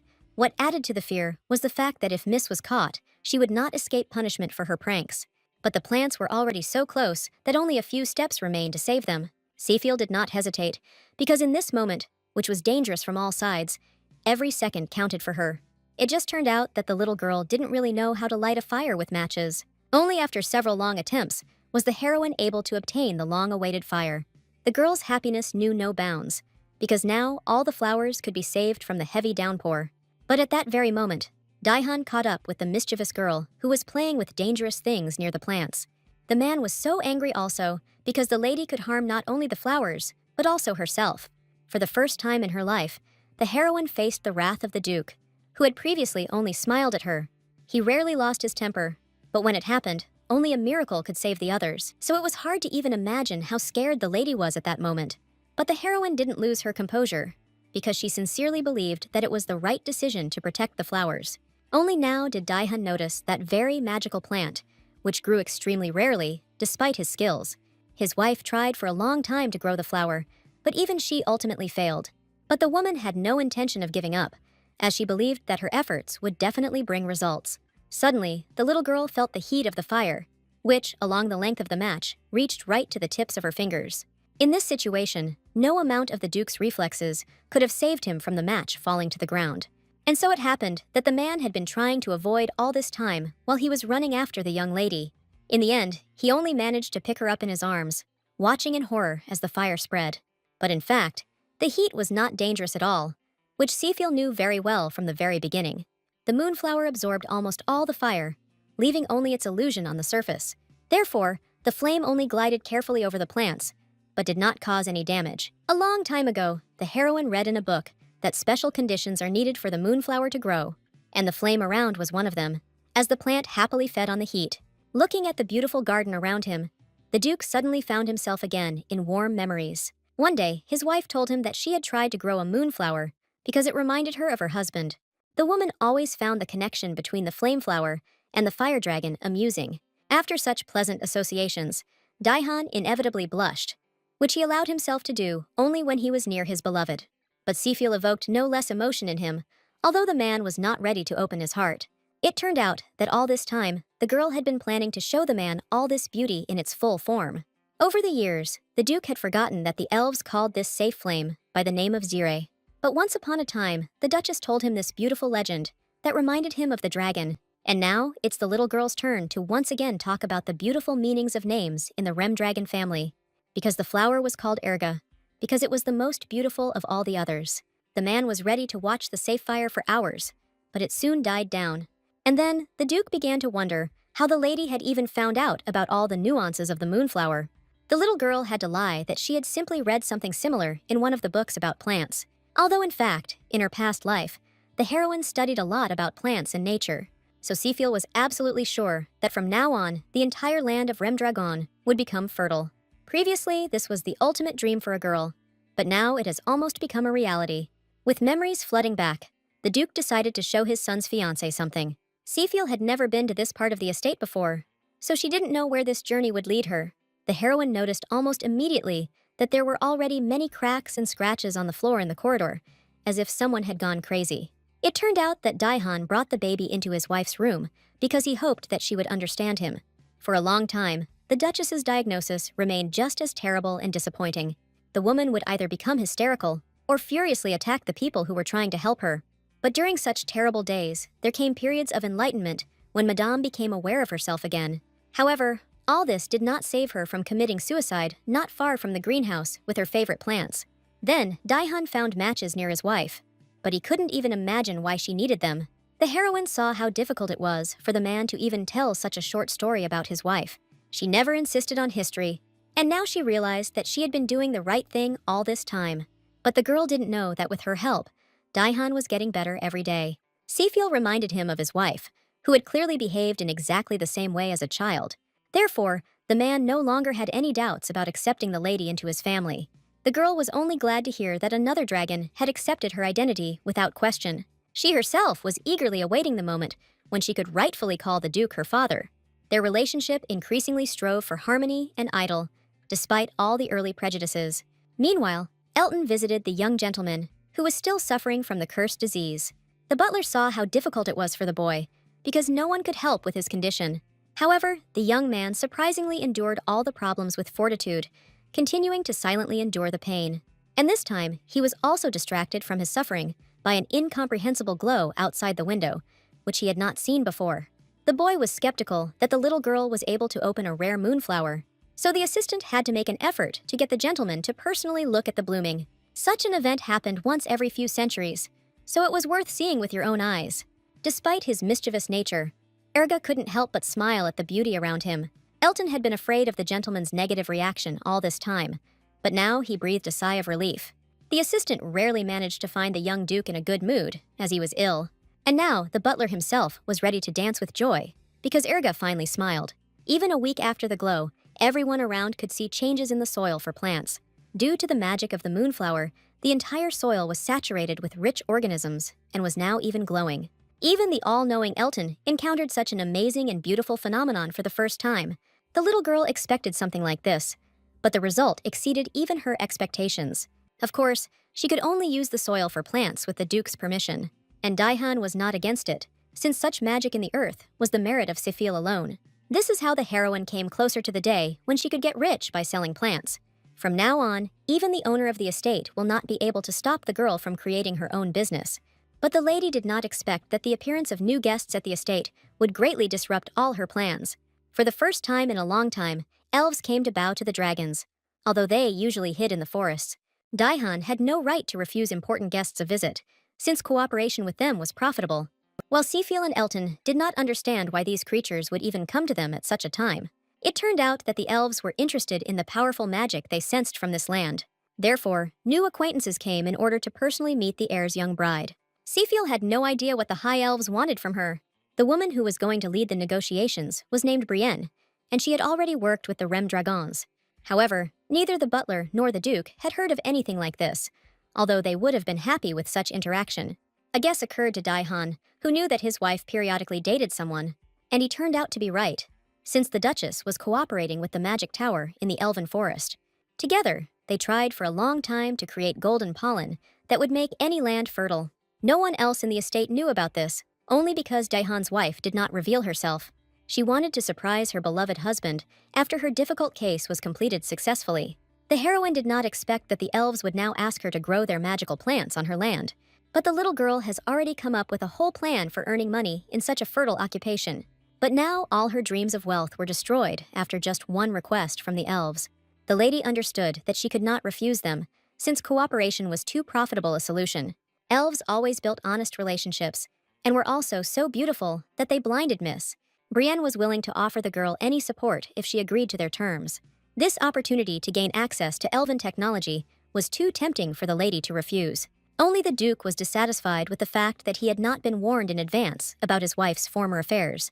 But Brienne showed that she was genuinely interested in working with Sifil, and the girl completely shared the elf's emotions, since she had already managed to come up with another business.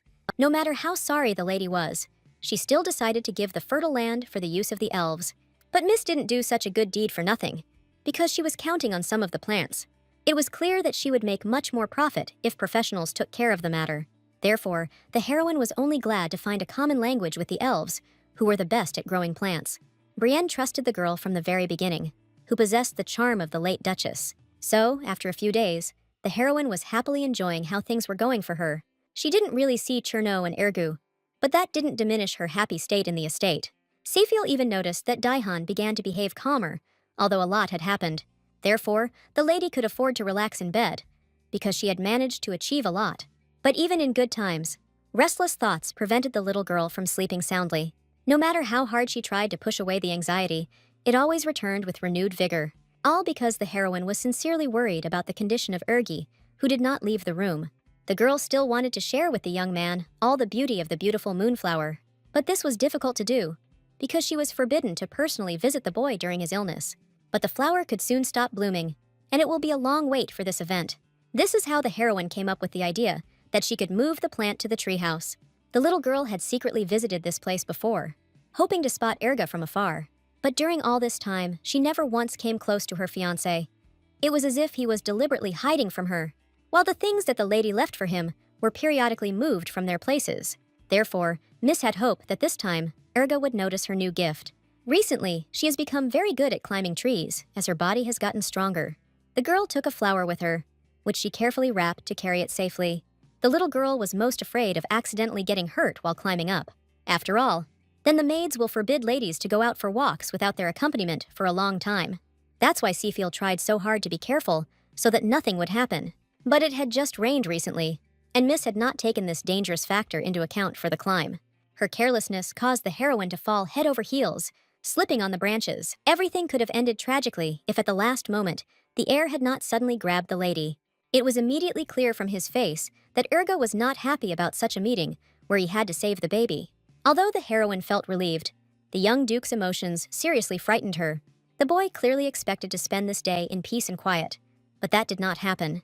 So his dissatisfaction poured out, no matter how hard he tried to hide all his emotions. Rem Dragon tried his best to communicate delicately with the miss, so as not to accidentally offend her, while Sophia was slowly recovering from her accidental fall from the tree. The little girl was sad to realize that immediately after the gift, she would have to return to the estate. But the lady did not know how she should drag out the time to talk longer with the future groom. No matter what she said, the boy was still not in the mood for communication, because the lady had come to his house. But he remembered that the girl had a copy of her house, created from cookies and sweets. Because of his illness, the boy was not interested in much, as he was in a depressed state. So the stories about the girl's exploits made little impression on him due to his egoism, which had swelled to enormous proportions. While Seafiel hoped until the very end that she would be able to hear at least one praise from the young man. But instead, he became interested in the pendant she now wore around her neck as jewelry. The girl had received this thing from a maid not long ago, so she carefully took care of it and looked after it. But Miss didn't expect that Ergo would pay attention to this particular piece of jewelry. Of all the items, the ring was truly unusual, as it allowed its owner to see only good dreams. But the heroine still didn't understand how to fully use the gift and control her dreams. Only someone with magic, like Ergi, could have told the lady the answer to this difficult question. But for some reason, the boy was in no hurry to bring the girl the long-awaited explanation of the situation. Although he also charged the ring with his magic, he did not tell the little girl any details. His mischief still knew no bounds, but the lady still handed the boy a moonflower. He immediately guessed that this was the plant that his mother had once worked on for so long.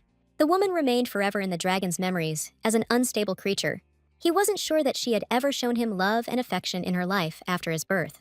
The heroine roughly understood the young man's emotions, which is why she was so afraid of his rude refusal of her gift. But in the end, the boy took the flower, although he pushed away the girl who was worried about him. Seafiel could never understand why she was not allowed to see her future husband, while the guy was afraid that the lady might become like his crazy mother. As soon as the maids heard about the little girl's adventures, they were horrified. The assistants tried all the time to ensure that the lady did not collide with the air, but keeping track of her every minute was beyond their powers, so Ergi and Sofiel's meetings took place. However, now the twins have a chance to truly interest the young lady. The whole point was that from that day on, the heroine's training moved to a new stage. The maids themselves were delighted that the girl would now be looked after by special people. She really wanted to get into the academy, and after talking to a good teacher, she will succeed. After all, only the best magicians and scientists in the entire history of the Empire graduated from that building. But the heroine wasn't sure that she would be accepted into such a good establishment. While the maids had no doubt that the little girl would charm anyone with her intelligence, they experienced all the charm of a girl who didn't even try to attract them.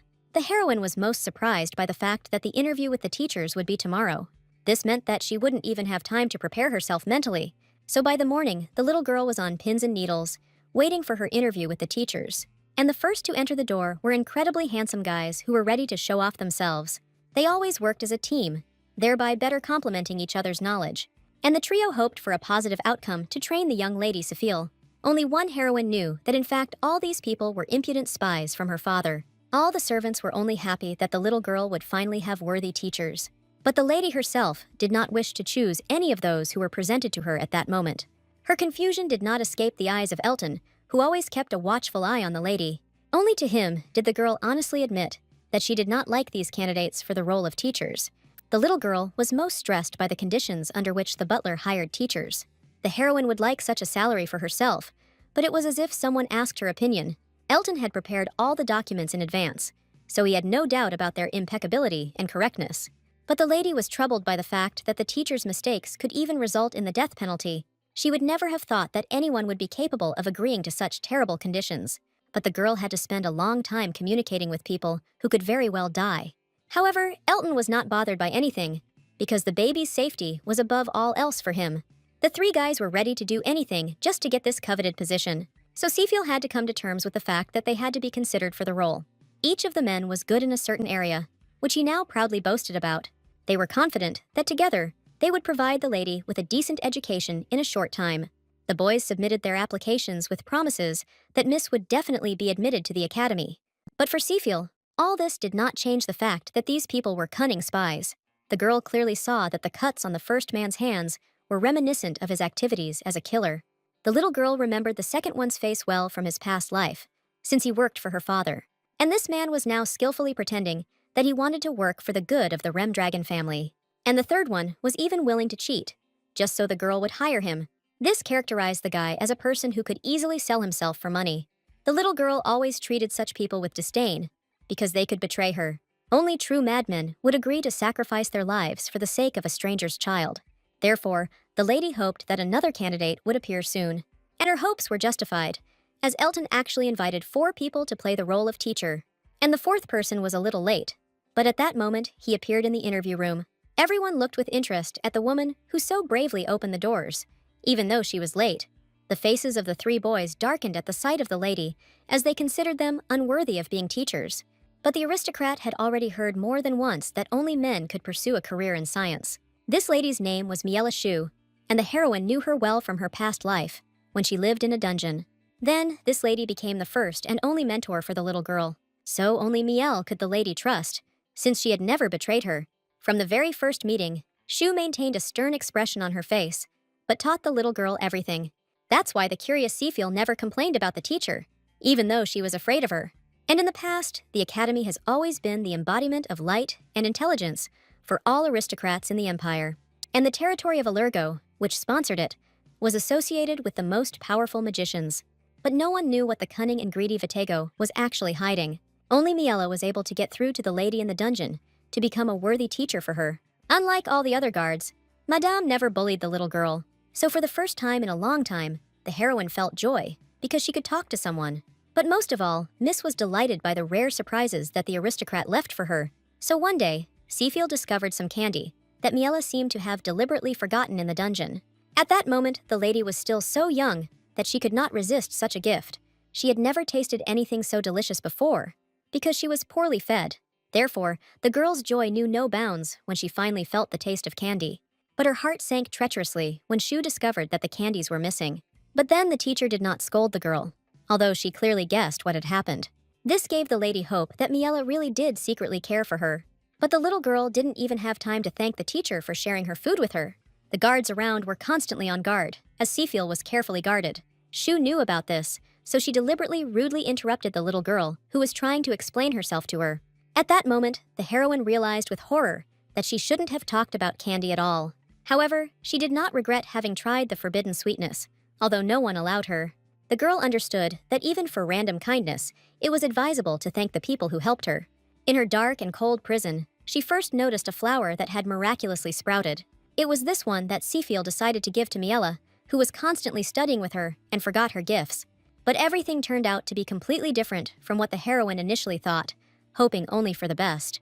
Her feelings were trampled along with the flower that Shu cruelly rejected. All this time, the little girl hoped that at least the teacher treated her well.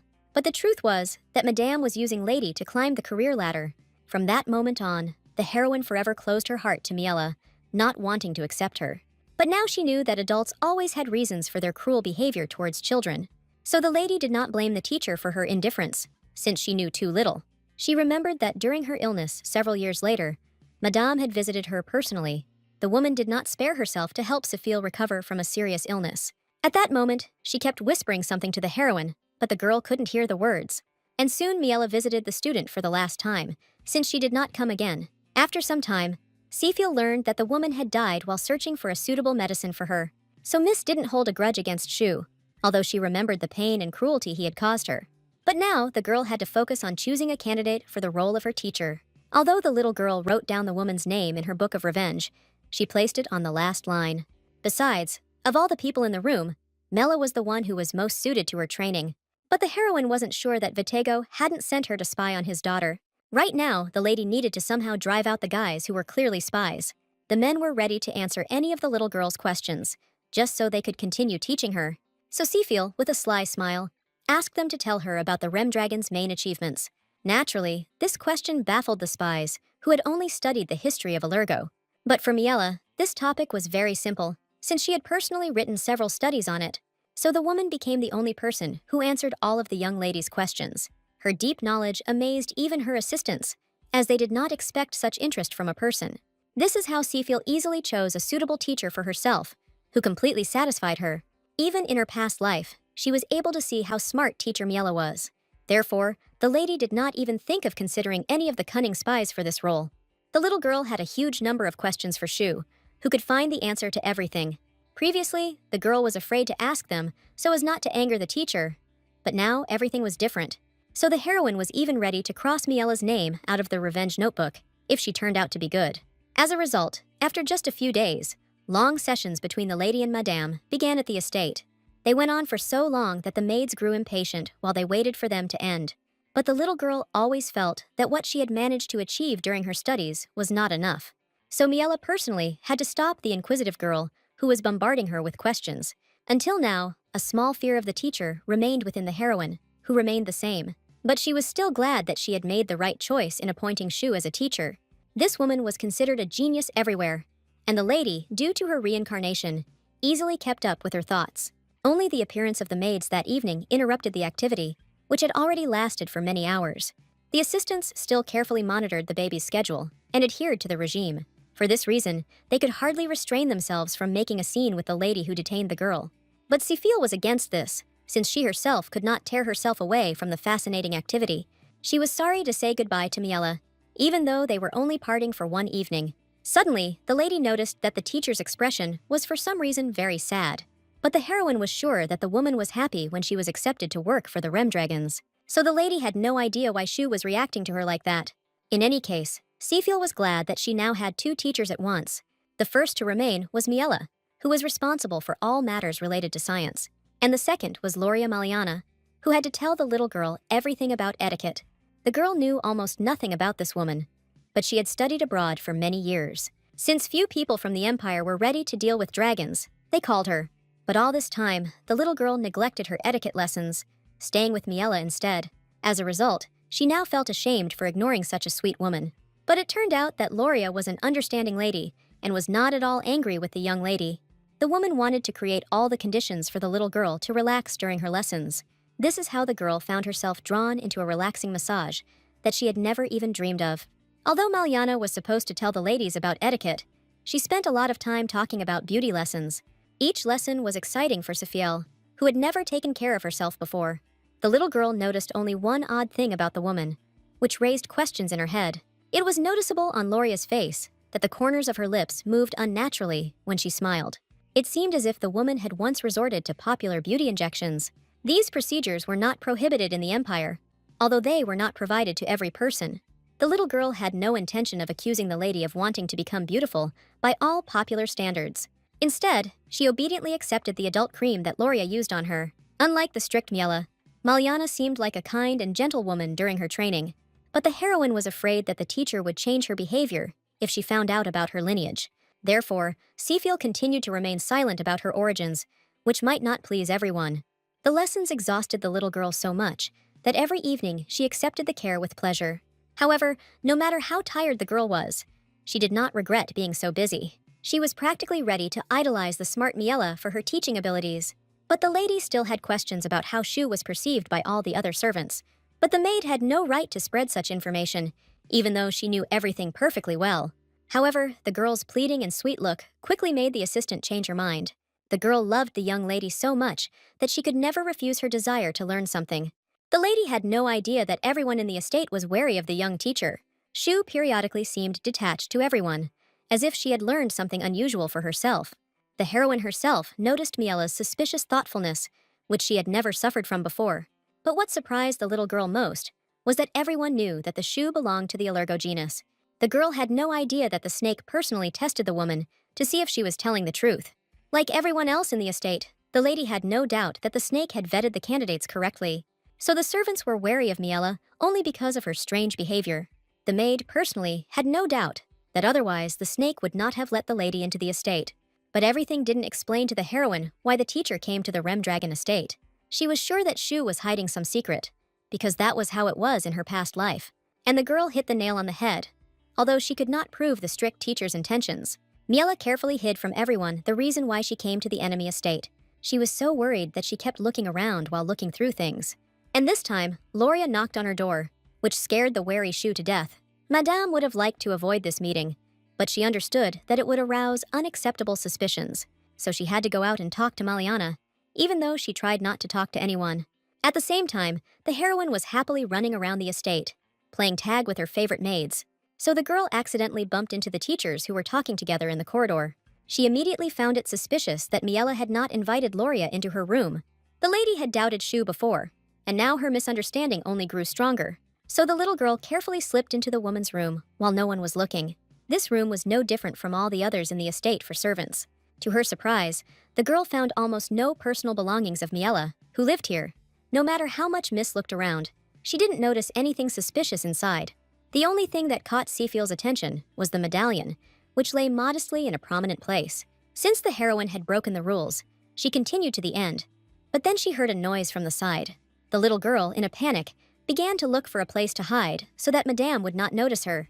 During the process, the lady behaved so carelessly that she accidentally hit her head on the table. But all this led to her noticing another unusual object in Miela's room. It was a music case, which lay modestly in the most inconspicuous place in the room. Seafield was certain that Shu had never been interested in art, devoting herself to science, so Miss could not explain to herself why the teacher needed such a thing. Meanwhile, Miela learned from Loria terrible details about the girl's life in the estate. For some reason, Maliana brazenly lied about Seafield not living long in the Rem Dragon estate. She deliberately spread rumors that the dragons had chosen this girl for a reason. Every word about Seafield's difficult fate echoed with pain in the heart of the young teacher. She wouldn't want the girl to actually become a victim, as Loria said. Maliana was sure that the Rem Dragons had not taken the baby from a rival family without reason. So the woman believed that only a cruel death awaited the lady in this place in the future. This information shocked Miela, who did not want such a fate for her student. She was no longer able to talk to her colleague, even though she was kind to her. Shu didn't tell anyone about this, but Seafield was dear to her for certain reasons. Therefore, the woman was going to do everything to save the baby from a terrible death in this place. Only the heroine accidentally found confirmation in Miela's things that she was for her. But for several more days, the heroine only silently played chess with the Duke. Daihan was pleased to notice that the girl was getting better at games of wit.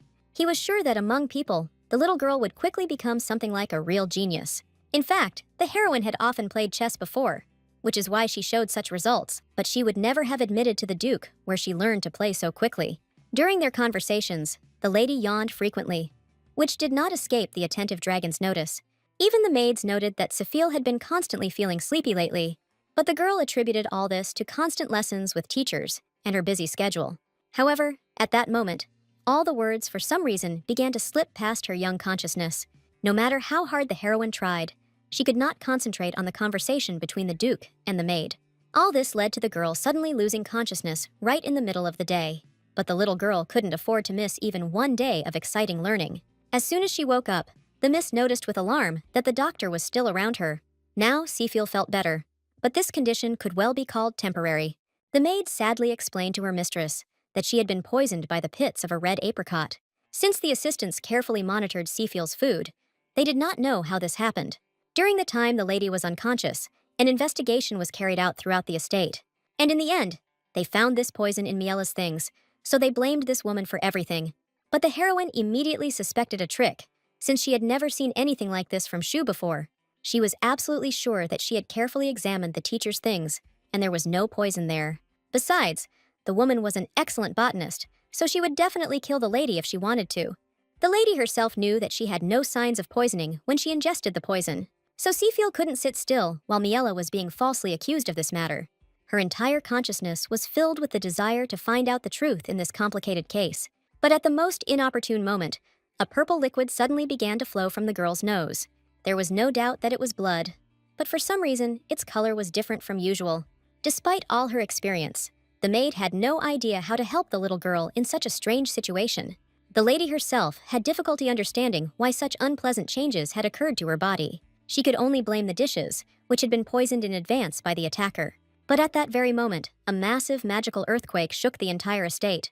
The assistant barely managed to cover the girl with her body, in case crumbs fell from the ceiling. They both guessed that the earthquake was caused by a mage, since there shouldn't be any in that area.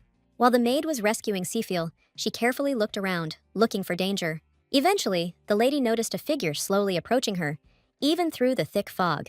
In contrast, the female figure wore a bandage that protected her from the fumes of the sleeping gas.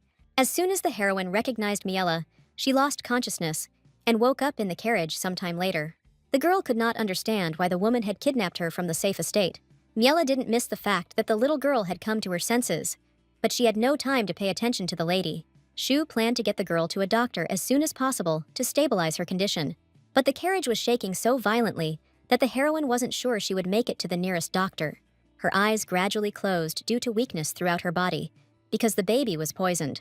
It was at this moment that Seafield's ring, which contained powerful magic, was activated. A barely noticeable silhouette quietly flew out of it and carefully approached the young lady. This ghost was Miela's memory, as the ring involved people nearby. The transparent woman was summoned to save Sefiel in such a dangerous moment. So, unexpectedly for herself, the little girl plunged into Miela's memories, where she was drawn into. She looked around in surprise, as she couldn't figure out what kind of place she had ended up in. Some unknown man was cursing at the teacher for wanting to go to the Allergo estate in person. Seafiel watched closely at the people who for some reason did not notice her presence. On the table, she noticed a framed photograph in which she recognized Miela with some woman. For some reason, the unknown lady seemed familiar to the heroine, although she did not remember her appearance. Meanwhile, the quarrel between the man and Miela escalated more and more. The woman was in pain over the loss of her sister, and therefore did not want to listen to her friend. It was clear from her face how much Miela suffered because of the death of her loved one. The heroine wasn't sure she could listen to such loud and painful words. Suddenly, she heard that Miela's sister, Lilia, had given birth to an illegitimate daughter and died. This woman was taken into the hands of Duke Allergo, and since then, the younger sister has never seen the older one. The man knew Lilia well, so he mourned her death as much as his friend Miela. At that moment, Sefiel realized that she was related to her teacher. She couldn't even imagine that this was the reason why Shu was looking for her in different places. The aristocrat was sure that Lilia's daughter was clearly not killed, since Vitego liked to use people. But he didn't want Miela to devote her entire life to her older sister's unknown child. But the teacher didn't listen to her mentor, so she still came to the lady in her past life. Even in these memories, she was burning with the desire to help her daughter Lilia, even though she didn't know her by sight. But the little girl still couldn't believe that the accidents in her life were special. She never thought of Miela as an aunt who carefully watched over her from the side. The teacher's eyes were always filled with strictness towards the girl, whom she taught science well. In the past, the lady thought that she was just imagining the pitiful emotions that appeared on the lady's face. After all, at their first meeting, Miela was clearly upset, as she did not expect the lady to be in such a bad state. The little girl was cornered and was afraid of every person who approached her from her father.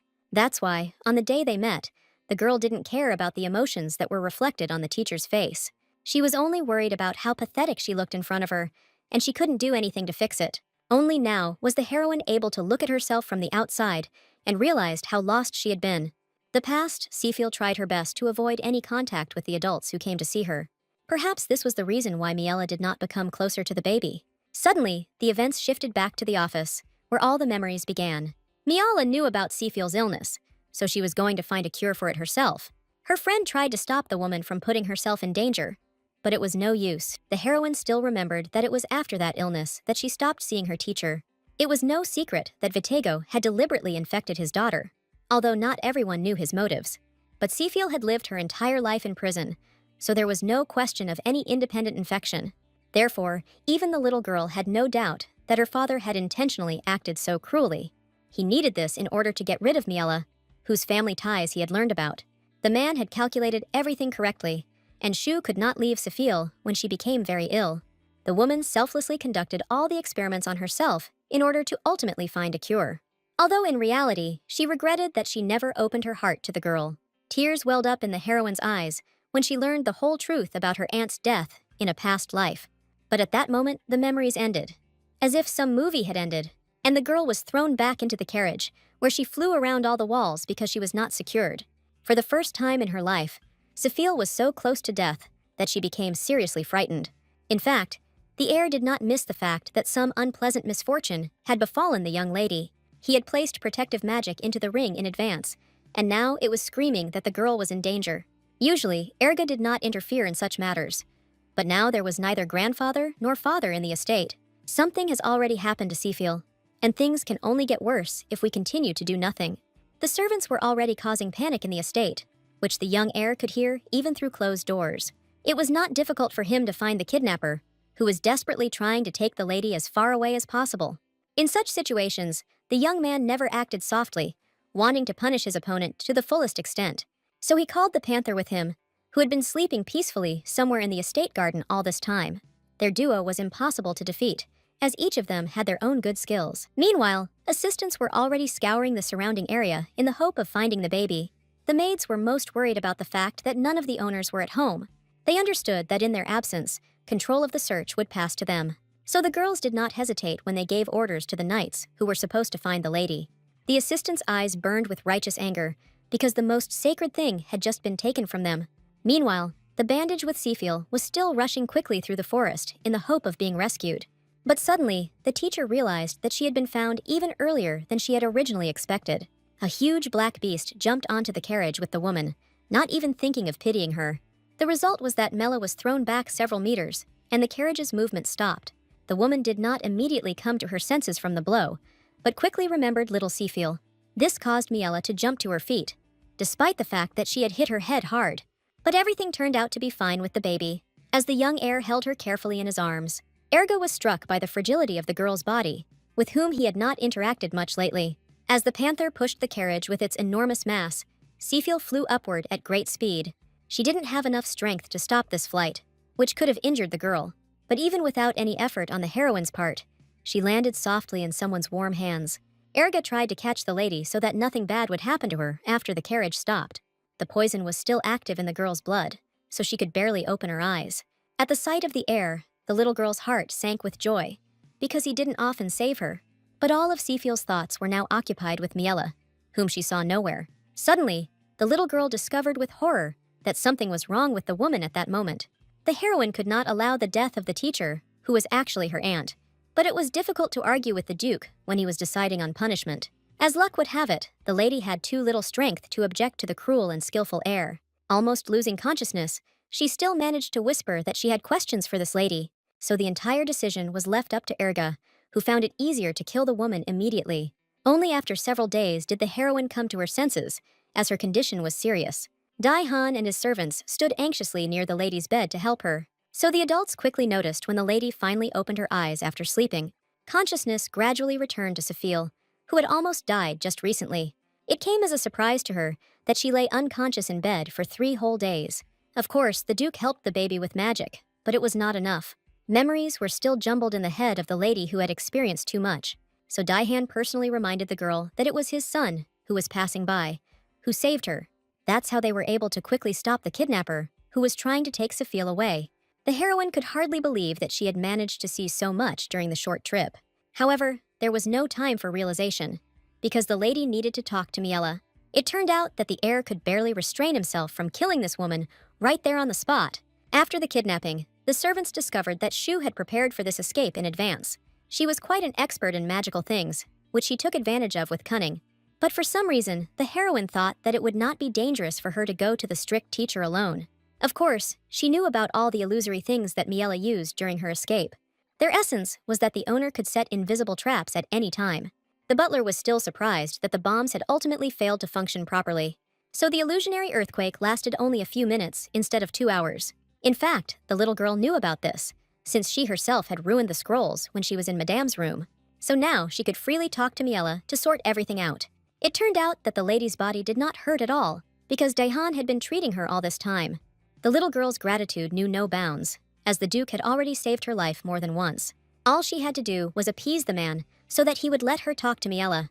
As the heroine suspected, the Duke began to insist that she needed peace and rest. But the lady couldn't put off talking to Shu for long, because her actions depended on him. So the little girl honestly stated that she was eager to personally get to the bottom of the truth. This aspiration appealed to Dai-Han, who often investigated cases himself. Therefore, the Duke could no longer resist the baby's desire. Although he did not let her go from his arms, Seafiel already had a small plan that needed to be carried out as quietly as possible. For this, the lady turned to her faithful servant, because no one could handle this task better than her.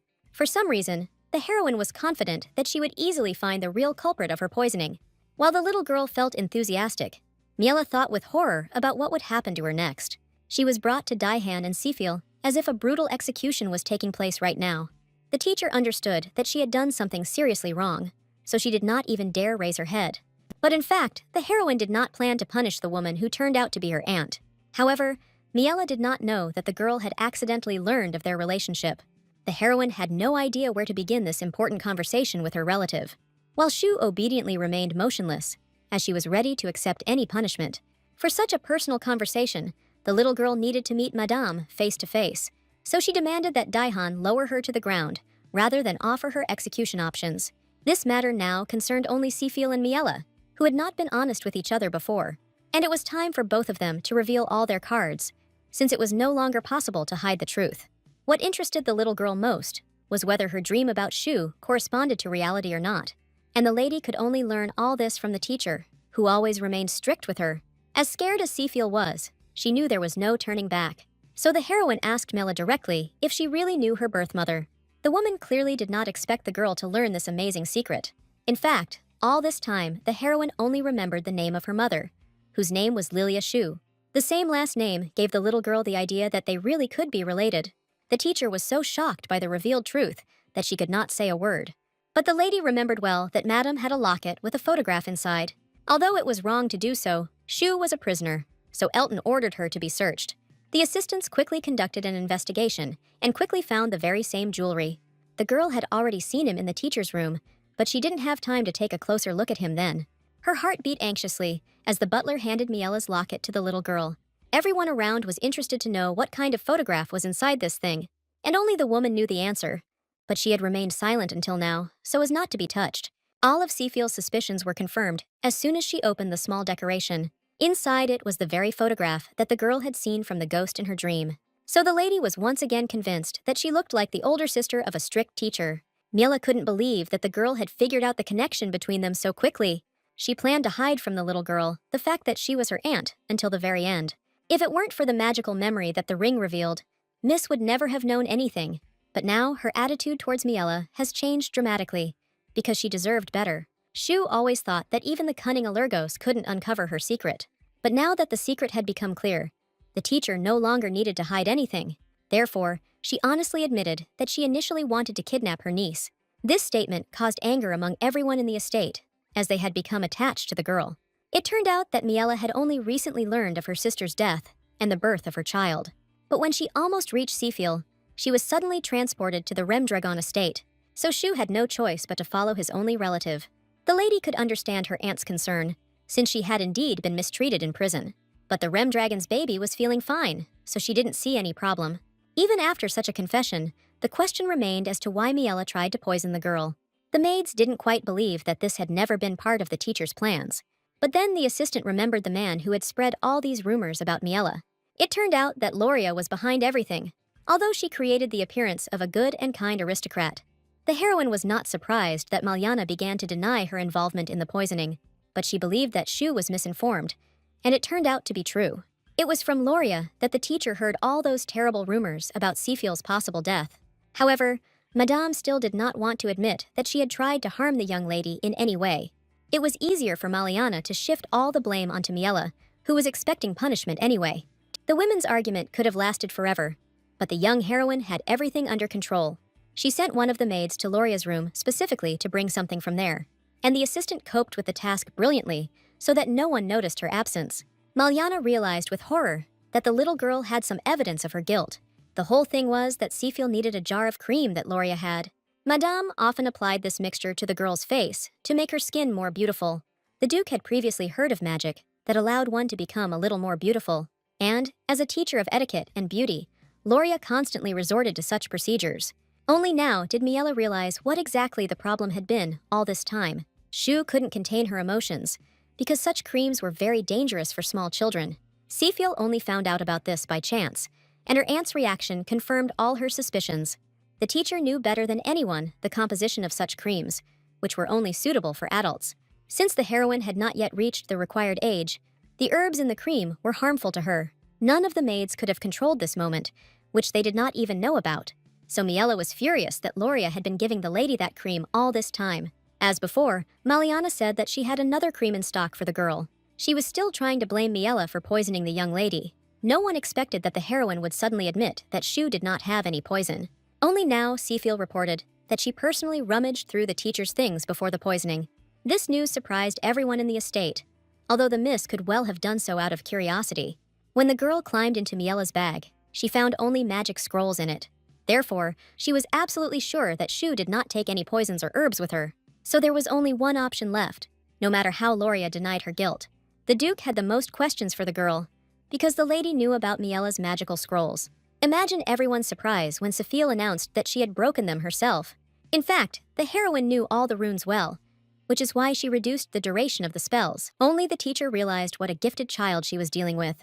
After all, it took Miela herself several years to draw all these signs. From now on, the heroine will forever be remembered by Shu as a real little genius. The Duke couldn't just ignore the fact that the teacher had been told some rumors. No one expected that Madame would believe that Seafiel was destined to die of madness. Everyone in the estate knew the truth, that the Duchess could have lived on if not for this illness. Even the little girl didn't think that Loria's rumors about her would be so cruel and false. This whole situation deeply angered Daihan, who hated disorder. He remembered that all this time, Seafiel was gradually getting worse, and no one could help her. Ultimately, everything came to the point that the girl began to show symptoms of fatal poisoning. So it was understandable why Miela decided to kidnap the baby, because she wanted to save her. Therefore, all the wrath of the master fell upon poor Loria, who had harmed everyone with her stupidity. At that moment, even Seafiel's sweet request could not stop Daihan from killing him. The man hated people who harmed everyone around them, and then did not take responsibility. As a result, Maliana lost consciousness from the mere thought that death awaited her. Before the little girl had time to look around, both women were taken away to their rooms for a while.